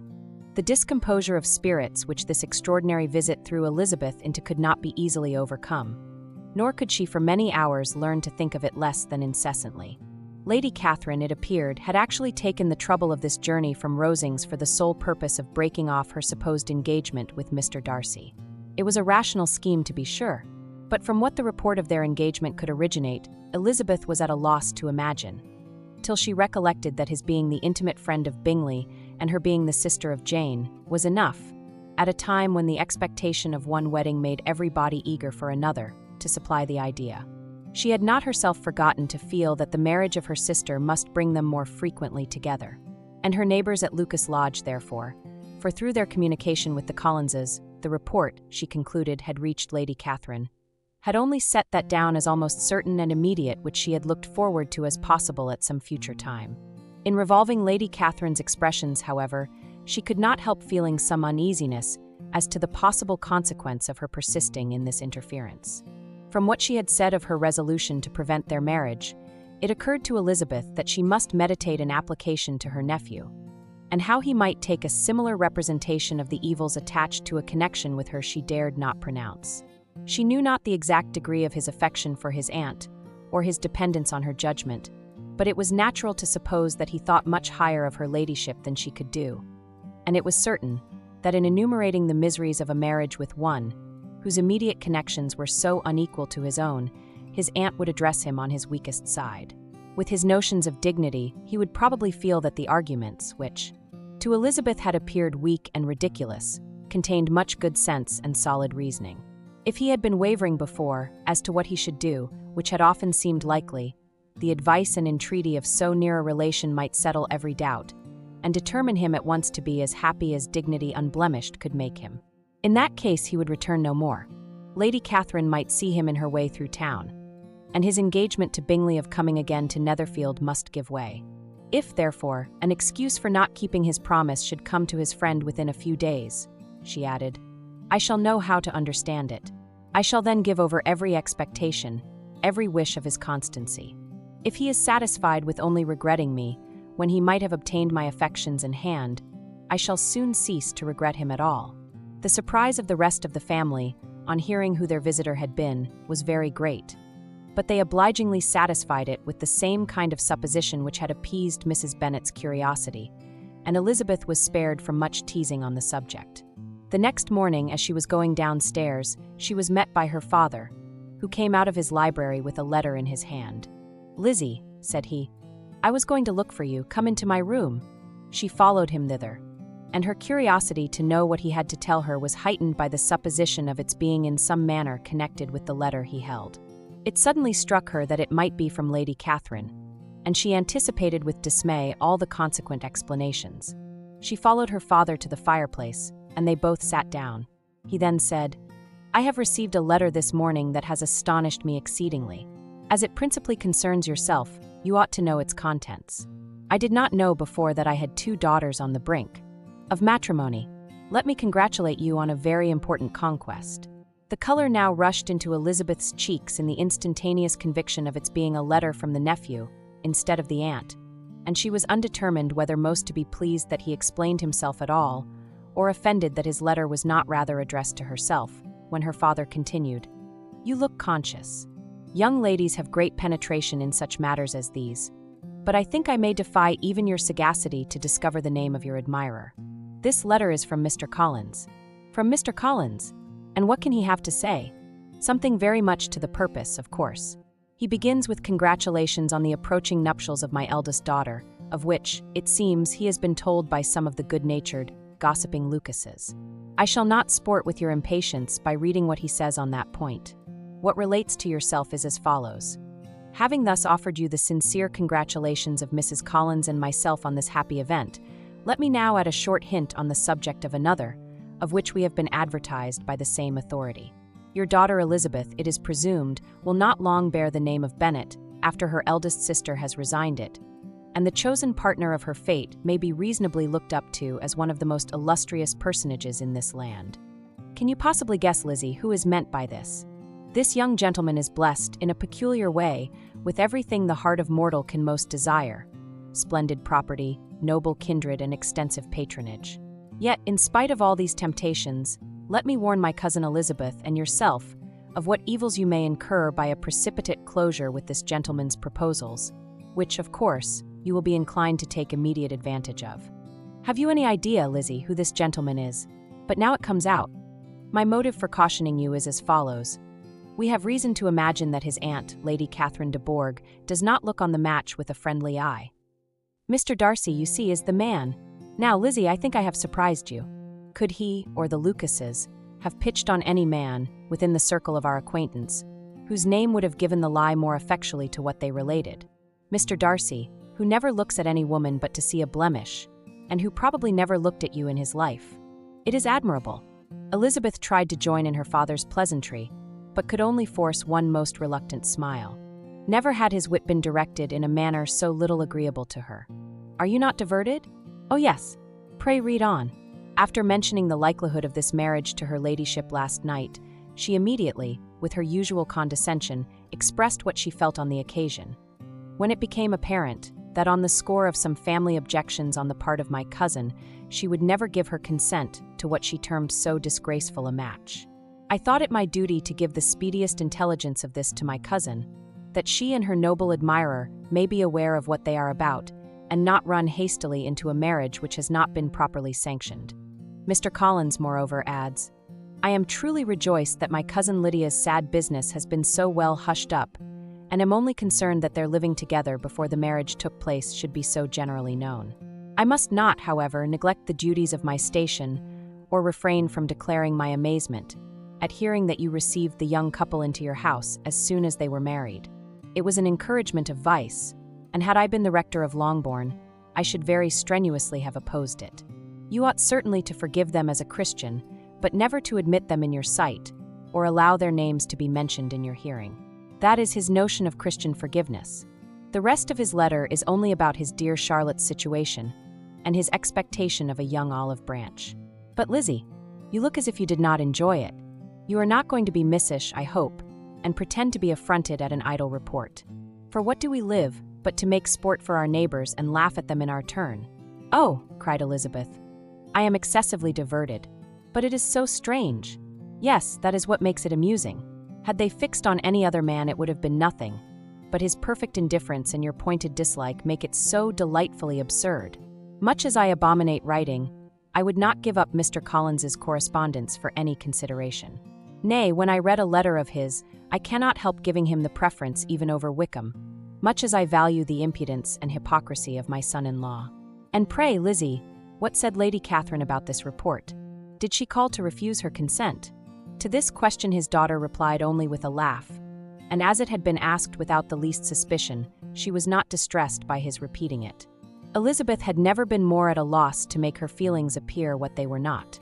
It was necessary to laugh when she would rather have cried. Her father had most cruelly mortified her by what he said of Mr. Darcy's indifference, and she could do nothing but wonder at such a want of penetration, or fear that perhaps instead of his seeing too little, she might have fancied too much. Chapter 16. Instead of receiving any such letter of excuse from his friend, as Elizabeth half expected Mr. Bingley to do, he was able to bring Darcy with him to Longbourn before many days had passed after Lady Catherine's visit. The gentleman arrived early, and before Mrs. Bennet had time to tell him of their having seen his aunt, of which her daughter sat in momentary dread, Bingley, who wanted to be alone with Jane, proposed their all walking out. It was agreed to. Mrs. Bennet was not in the habit of walking, Mary could never spare time, but the remaining 5 set off together. Bingley and Jane, however, soon allowed the others to outstrip them.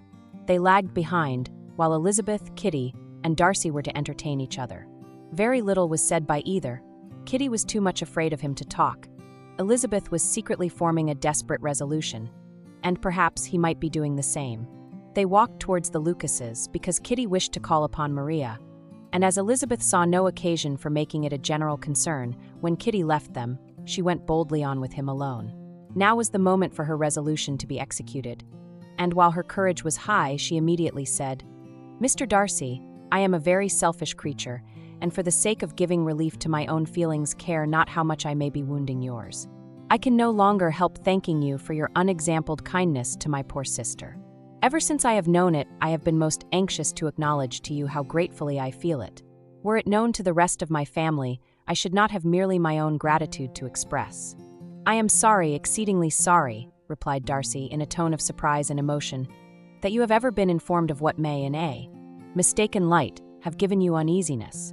I did not think Mrs. Gardiner was so little to be trusted. You must not blame my aunt. Lydia's thoughtlessness first betrayed to me that you had been concerned in the matter, and of course I could not rest till I knew the particulars. Let me thank you again and again, in the name of all my family, for that generous compassion which induced you to take so much trouble, and bear so many mortifications, for the sake of discovering them. If you will thank me," he replied, "let it be for yourself alone, that the wish of giving happiness to you might add force to the other inducements which led me on I shall not attempt to deny. But your family owe me nothing. Much as I respect them, I believe I thought only of you." Elizabeth was too much embarrassed to say a word. After a short pause, her companion added, "You are too generous to trifle with me. If your feelings are still what they were last April, tell me so at once. My affections and wishes are unchanged, but one word from you will silence me on this subject forever." Elizabeth, feeling all the more than common awkwardness and anxiety of his situation, now forced herself to speak, and immediately, though not very fluently, gave him to understand that her sentiments had undergone so material a change since the period to which he alluded, as to make her receive with gratitude and pleasure his present assurances. The happiness which this reply produced was such as he had probably never felt before, and he expressed himself on the occasion as sensibly and as warmly as a man violently in love can be supposed to do. Had Elizabeth been able to encounter his eyes, she might have seen how well the expression of heartfelt delight, diffused over his face, became him. But though she could not look, she could listen, and he told her of feelings which, in proving of what importance she was to him, made his affection every moment more valuable. They walked on without knowing in what direction. There was too much to be thought and felt, and said, for attention to any other objects. She soon learnt that they were indebted for their present good understanding to the efforts of his aunt, who did call on him in her return through London, and there relate her journey to Longbourn, its motive, and the substance of her conversation with Elizabeth, dwelling emphatically on every expression of the latter, which, in her ladyship's apprehension, peculiarly denoted her perverseness and assurance, in the belief that such a relation must assist her endeavours to obtain that promise from her nephew which she had refused to give. But, unluckily for her ladyship, its effect had been exactly contrariwise. "It taught me to hope," said he, "as I had scarcely ever allowed myself to hope before. I knew enough of your disposition to be certain that had you been absolutely, irrevocably decided against me, you would have acknowledged it to Lady Catherine frankly and openly." Elizabeth colored and laughed as she replied, "Yes, you know enough of my frankness to believe me capable of that. After abusing you so abominably to your face, I could have no scruple in abusing you to all your relations. What did you say of me that I did not deserve?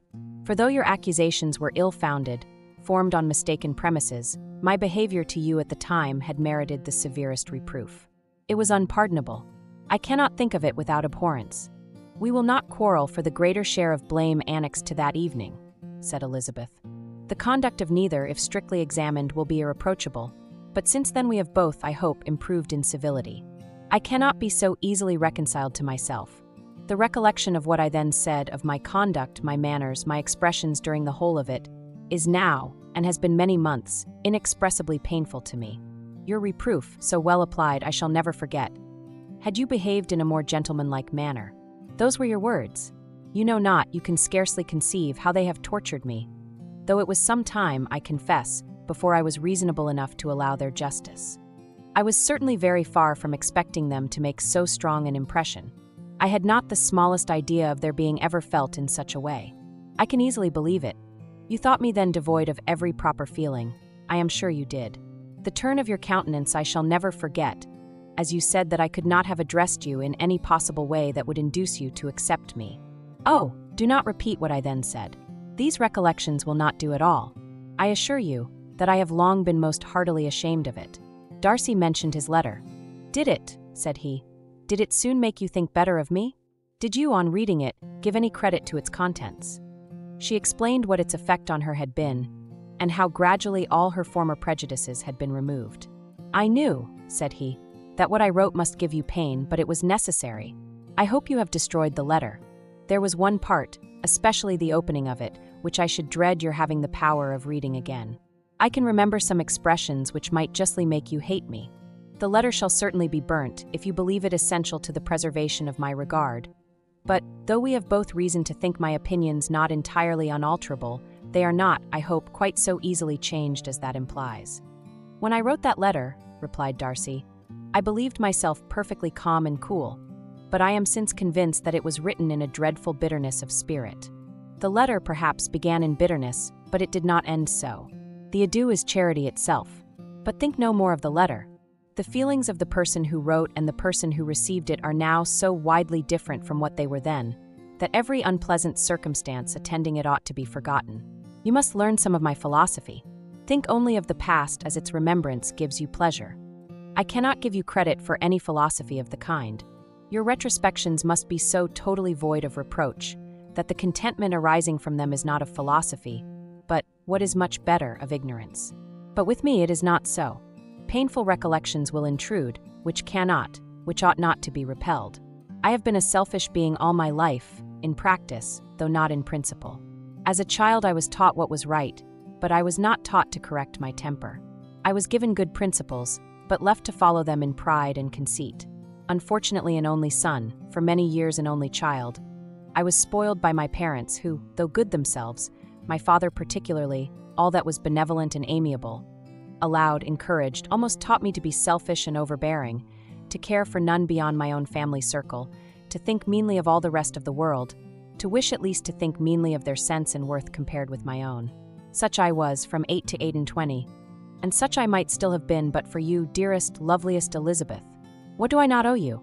You taught me a lesson, hard indeed at first, but most advantageous. By you I was properly humbled. I came to you without a doubt of my reception. You showed me how insufficient were all my pretensions to please a woman worthy of being pleased. Had you then persuaded yourself that I should? Indeed I had. What will you think of my vanity? I believed you to be wishing, expecting my addresses. My manners must have been in fault, but not intentionally, I assure you. I never meant to deceive you, but my spirits might often lead me wrong. How you must have hated me after that evening. Hate you? I was angry, perhaps, at first, but my anger soon began to take a proper direction. I am almost afraid of asking what you thought of me when we met at Pemberley. You blamed me for coming. No, indeed, I felt nothing but surprise. Your surprise could not be greater than mine in being noticed by you. My conscience told me that I deserved no extraordinary politeness, and I confess that I did not expect to receive more than my due. My object then, replied Darcy, was to show you, by every civility in my power, that I was not so mean as to resent the past, and I hoped to obtain your forgiveness, to lessen your ill opinion, by letting you see that your reproofs had been attended to.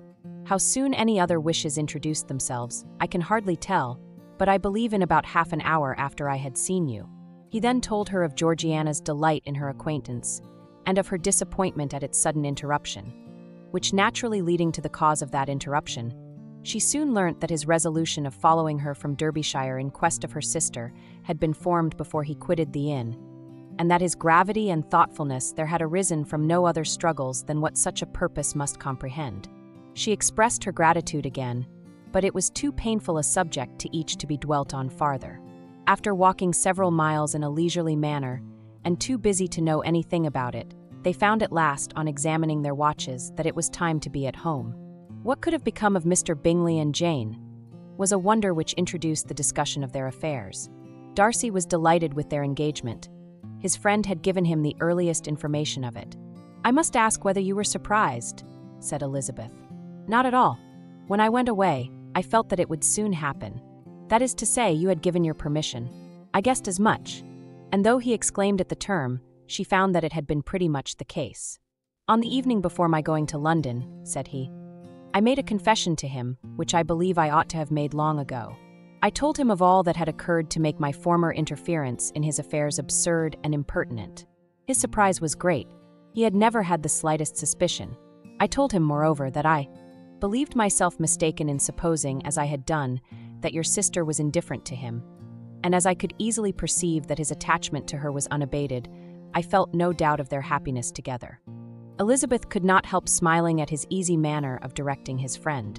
"Did you speak from your own observation," said she, "when you told him that my sister loved him, or merely from my information last spring?" "From the former. I had narrowly observed her, during the 2 visits which I had lately made here, and I was convinced of her affection. And your assurance of it, I suppose, carried immediate conviction to him." "It did. Bingley is most unaffectedly modest.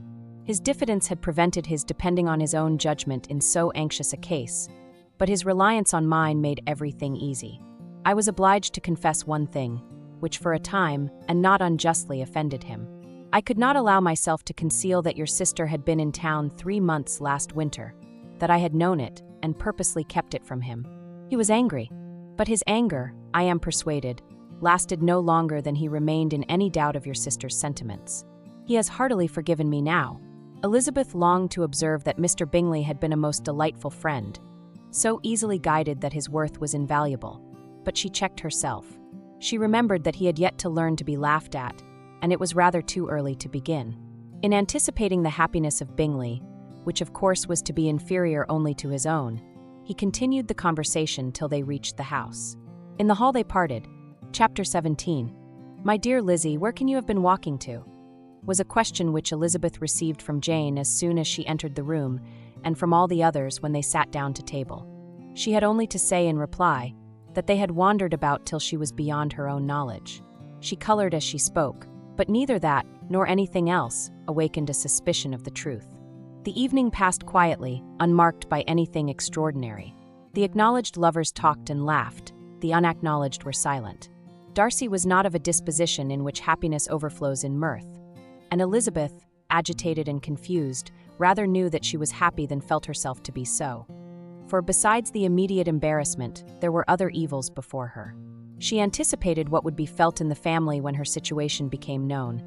She was aware that no one liked him but Jane, and even feared that with the others it was a dislike which not all his fortune and consequence might do away.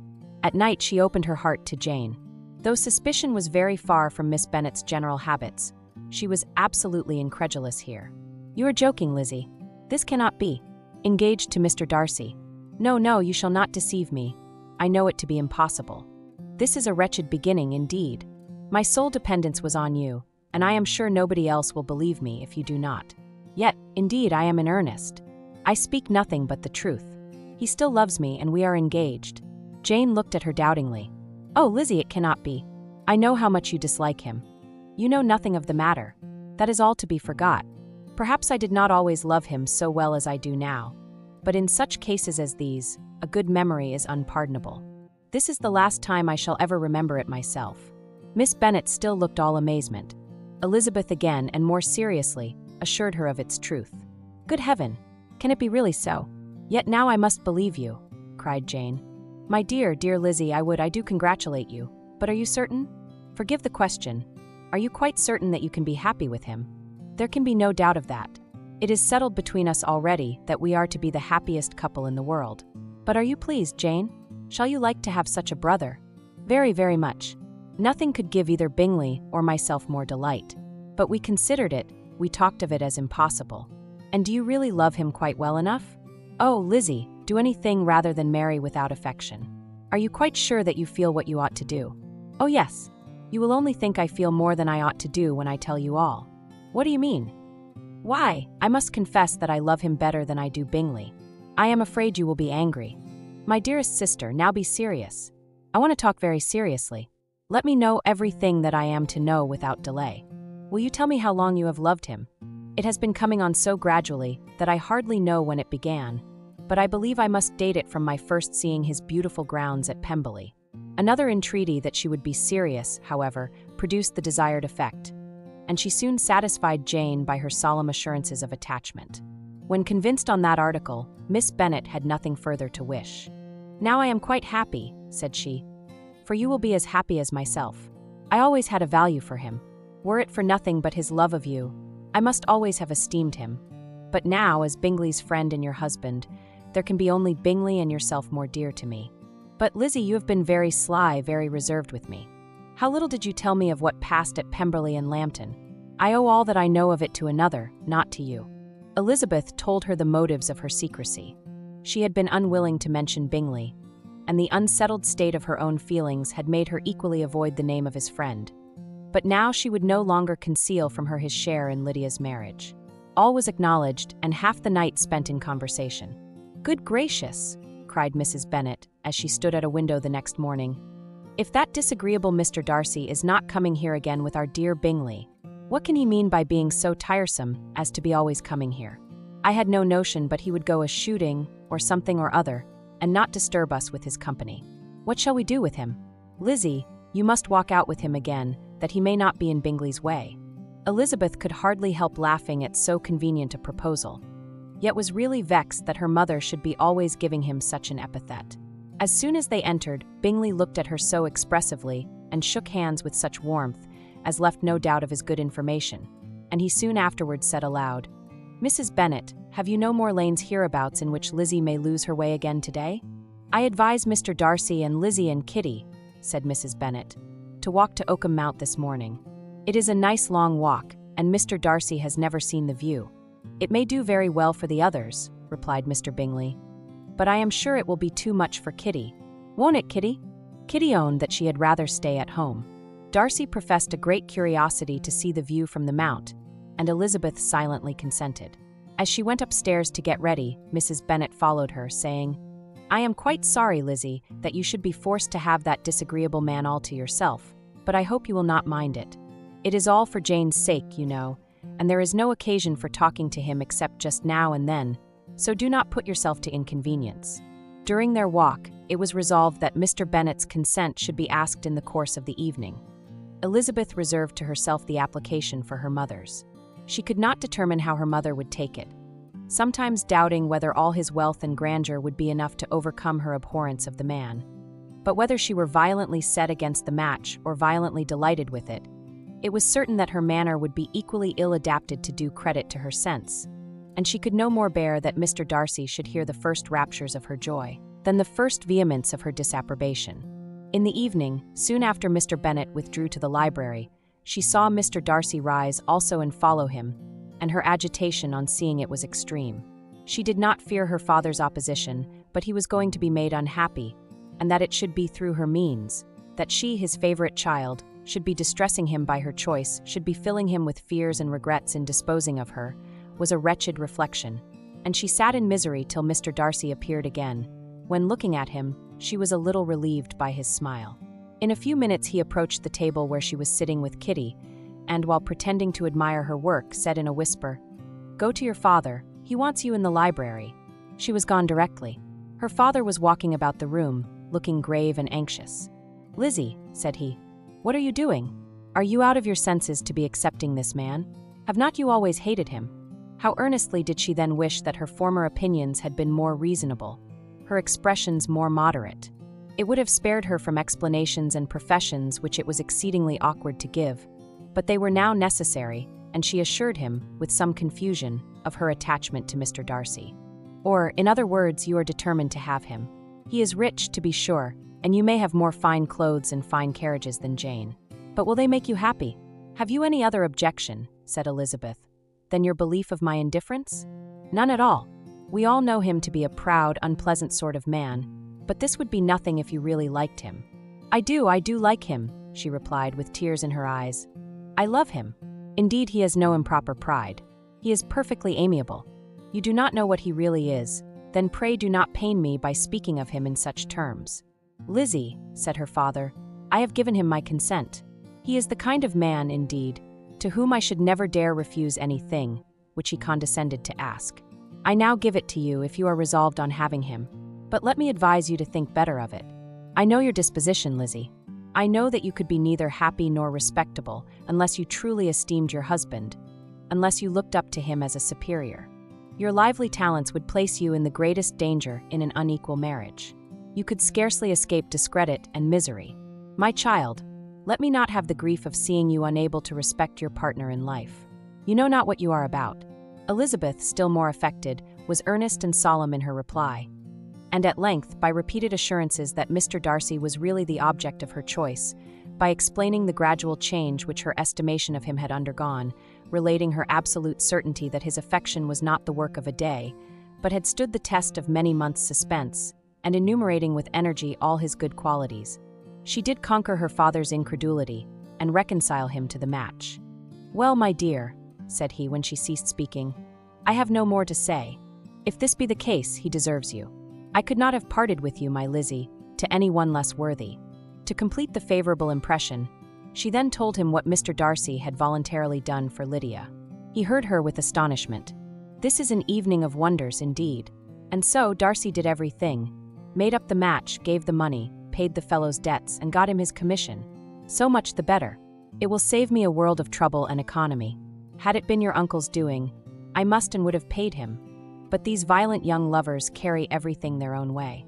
I shall offer to pay him tomorrow. He will rant and storm about his love for you, and there will be an end of the matter. He then recollected her embarrassment a few days before, on his reading Mr. Collins's letter, and after laughing at her some time, allowed her at last to go, saying as she quitted the room, If any young men come for Mary or Kitty, send them in, for I am quite at leisure. Elizabeth's mind was now relieved from a very heavy weight, and after half an hour's quiet reflection in her own room, she was able to join the others with tolerable composure. Everything was too recent for gaiety, but the evening passed tranquilly away. There was no longer anything material to be dreaded, and the comfort of ease and familiarity would come in time. When her mother went up to her dressing room at night, she followed her, and made the important communication. Its effect was most extraordinary, for on first hearing it, Mrs. Bennet sat quite still and unable to utter a syllable. Nor was it under many, many minutes that she could comprehend what she heard, though not in general backward to credit what was for the advantage of her family, or that came in the shape of a lover to any of them. She began at length to recover, to fidget about in her chair, get up, sit down again, wonder, and bless herself. Good gracious! Lord bless me! Only think! Dear me! Mr. Darcy! Who would have thought it? And is it really true? Oh, my sweetest bien Lizzie! How rich and how great you will be! What pin money, what jewels, what carriages you will have! Jane's is nothing to it, nothing at all. I am so pleased, so happy. Such a charming man. So handsome. So tall. Oh, my dear Lizzie! Pray apologize for my having disliked him so much before, that I hope he will overlook it. Dear, dear Lizzie! A house in town. Everything that is charming. 3 daughters married. 10,000 a year. Oh Lord! What will become of me? I shall go distracted. This was enough to prove that her approbation need not be doubted. And Elizabeth, rejoicing that such an effusion was heard only by herself, soon went away. But before she had been 3 minutes in her own room, her mother followed her. My dearest child, she cried, I can think of nothing else. 10,000 a year, and very likely more. Tea is as good as a lord, and a 15 special license. You must and shall be married by a special license. But my dearest love, tell me what dish Mr. Darcy is particularly fond of, that I may have it tomorrow. This was a sad omen of what her mother's behavior to the gentleman himself might be. And Elizabeth found that, though in the certain possession of his warmest affection, and secure of her relation's consent, there was still something to be wished for. But the morrow passed off much better than she expected. For Mrs. Bennet luckily stood in such awe of her intended son-in-law that she ventured not to speak to him, unless it was in her power to offer him any attention or mark her deference for his opinion. Elizabeth had the satisfaction of seeing her father taking pains to get acquainted with him, and Mr. Bennet soon assured her that he was rising every hour in his esteem. "I admire all my 3 sons-in-law highly," said he. "Wickham, perhaps, is my favorite, but I think I shall like your husband quite as well as Jane's." Chapter 18. Elizabeth's spirits soon rising to playfulness again, she wanted Mr. Darcy to account for his having ever fallen in love with her. "How could you begin?" said she. "I can comprehend your going on charmingly when you had once made a beginning, but what could set you off in the first place? I cannot fix on the hour or the spot or the look or the words which laid the foundation. It is too long ago. I was in the middle before I knew that I had begun. My beauty you had early withstood, and as for my manners, my behavior to you was at least always bordering on the uncivil, and I never spoke to you without rather wishing to give you pain than not. Now be sincere. Did you admire me for my impertinence? For the liveliness of your mind I did. You may as well call it impertinence at once. It was very little less. The fact is that you were sick of civility, of deference, of officious attention. You were disgusted with the women who were always speaking and looking and thinking for your approbation alone. I roused and interested you, because I was so unlike them. Had you not been really amiable, you would have hated me for it. But in spite of the pains you took to disguise yourself, your feelings were always noble and just, and in your heart you thoroughly despised the persons who so assiduously courted you. There, I have saved you the trouble of accounting for it, and really, all things considered, I begin to think it perfectly reasonable. To be sure, you know no actual good of me, but nobody thinks of that when they fall in love.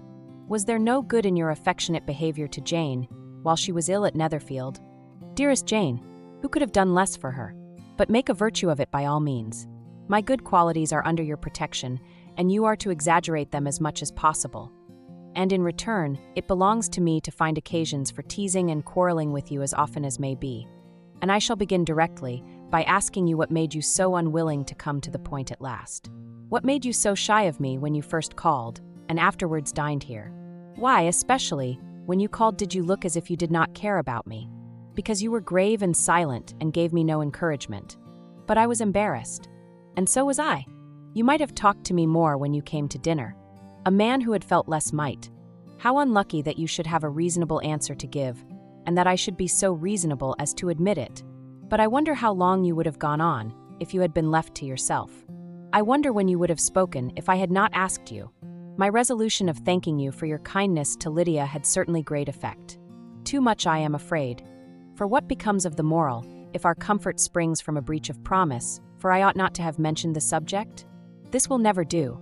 You need not distress yourself. The moral will be perfectly fair. Lady Catherine's unjustifiable endeavors to separate us were the means of removing all my doubts. I am not indebted for my present happiness to your eager desire of expressing your gratitude. I was not in a humor to wait for an opening of yours. My aunt's intelligence had given me hope, and I was determined at once to know everything. Lady Catherine has been of infinite use, which ought to make her happy, for she loves to be of use. But tell me, what did you come down to Netherfield for? Was it merely to ride to Longbourn and be embarrassed? Or had you intended any more serious consequences? My real purpose was to see you, and to judge, if I could, whether I might ever hope to make you love me. My avowed one, or what I avowed to myself, was to see whether your sister was still partial to Bingley, and if she were, to make the confession to him which I have since made. Shall you ever have courage to announce to Lady Catherine what is to befall her? I am more likely to want time than courage, Elizabeth. But it ought to be done, and if you will give me a sheet of paper it shall be done directly. And if I had not a letter to write myself, I might sit by you and admire the evenness of your writing, as another young lady once did. But I have an aunt, too, who must not be longer neglected. From an unwillingness to confess how much her intimacy with Mr. Darcy had been overrated, Elizabeth had never yet answered Mrs. Gardiner's long letter. But now, having that to communicate which she knew would be most welcome, she was almost ashamed to find that her uncle and aunt had already lost 3 days of happiness, and immediately wrote as follows. I would have thanked you before, my dear aunt, as I ought to have done, for your long, kind, satisfactory detail of particulars, but 2. Say the truth, I was too cross to write. You supposed more than really existed. But now suppose as much as you choose. Give a loose to your fancy, indulge your imagination in every possible flight which the subject will afford, and unless you believe me actually married, you cannot greatly err. You must write again very soon, and praise him a great deal more than you did in your last. I thank you again and again for not going to the lakes. How could I be so silly as to wish it? Your idea of the ponies is delightful. We will go round the park every day. I am the happiest creature in the world. Perhaps other people have said so before, but no one with such justice. I am happier even than Jane. She only smiles, I laugh. Mr. Darcy sends you all the love in the world that can be spared from me. You are all to come to Pemberley at Christmas. Yours, and C. Mr. Darcy's letter to Lady Catherine was in a different style, and still different from either was what Mr. Bennet sent to Mr. Collins in return for his last. Dear Sir, I must trouble you once more for congratulations. Elizabeth will soon be the wife of Mr. Darcy. Console Lady Catherine as well as you can. But if I were you, I would stand by the nephew. He has more to give. Yours sincerely, and C. Miss Bingley's congratulations to her brother on his approaching marriage were all that was affectionate and insincere. She wrote even to Jane on the occasion, to express her delight and repeat all her former professions of regard. Jane was not deceived, but she was affected, and though feeling no reliance on her, could not help writing her a much kinder answer than she knew was deserved. The joy which Miss Darcy expressed on receiving similar information was as sincere as her brother's in sending it. 4 sides of paper were insufficient to contain all her delight and all her earnest desire of being loved by her sister. Before any answer could arrive from Mr. Collins, or any congratulations to Elizabeth from his wife, the Longbourn family heard that the Collinses were come themselves to Lucas Lodge. The reason of this sudden removal was soon evident. Lady Catherine had been rendered so exceedingly angry by the contents of her nephew's letter that Charlotte, really rejoicing in the match, was anxious to get away till the storm was blown over. At such a moment, the arrival of her friend was a sincere pleasure to Elizabeth, though in the course of their meetings she must sometimes think the pleasure dearly bought, when she saw Mr. Darcy exposed to all the parading and obsequious civility of her husband. He bore it, however, with admirable calmness. He could even listen to Sir William Lucas when he complimented him on carrying away the brightest jewel of the country, and expressed his hopes of their all. Meeting frequently at St. James's with very decent composure. If he did shrug his shoulders, it was not till Sir William was out of sight. Mrs. Phillips's vulgarity was another, and perhaps a greater tax on his forbearance. And though Mrs. Phillips, as well as her sister, stood in too much awe of him to speak with the familiarity which Bingley's good humour encouraged, yet, whenever she did speak, she must be vulgar. Nor was her respect for him, though it made her more quiet, at all likely to make her more elegant. Elizabeth did all she could to shield him from the frequent notice of either, and was ever anxious to keep him to herself, and to those of her family with whom he might converse without mortification. And though the uncomfortable feelings arising from all this took from the season of courtship much of its pleasure, it added to the hope of the future. And she looked forward with delight to the time when they should be removed from society, so little pleasing to either, to all the comfort and elegance of their family party at Pemberley. Chapter 19. Happy for all her maternal feelings was the day on which Mrs. Bennet got rid of her 2 most deserving daughters. With what delighted pride she afterwards visited Mrs. Bingley, and talked of Mrs. Darcy may be guessed. I wish I could say, for the sake of her family, that the accomplishment of her earnest desire in the establishment of so many of her children produced so happy an effect as to make her a sensible, amiable, well-informed woman for the rest of her life. Though, perhaps, it was lucky for her husband, who might not have relished domestic felicity in so unusual a form, that she still was occasionally nervous and invariably silly. Mr. Bennet missed his second daughter exceedingly. His affection for her drew him oftener from home than anything else could do. He delighted in going to Pemberley, especially when he was least expected. Mr. Bingley and Jane remained at Netherfield only a 12-month. So near a vicinity to her mother and Meryton relations was not desirable even to his easy temper or her affectionate heart. The darling wish of his sisters was then gratified. He bought an estate in a neighbouring county to Derbyshire, and Jane and Elizabeth, in addition to every other source of happiness, were within 30 miles of each other.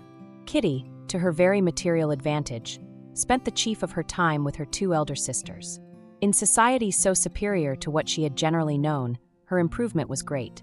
She was not of so ungovernable a temper as Lydia, and, removed from the influence of Lydia's example, she became, by proper attention and management, less irritable, less ignorant, and less insipid. From the further disadvantage of Lydia's society, she was of course carefully kept, and though Mrs. Wickham frequently invited her to come and stay with her, with the promise of balls and young men, her father would never consent to her going. Mary was the only daughter who remained at home, and she was necessarily drawn from the pursuit of accomplishments by Mrs. Bennet's being quite unable to sit alone. Mary was obliged to mix more with the world, but she could still moralize over every morning visit, and as she was no longer mortified by comparisons between her sister's beauty and her own, it was suspected by her father that she submitted to the change without much reluctance. As for Wickham and Lydia, their characters suffered no revolution from the marriage of her sisters.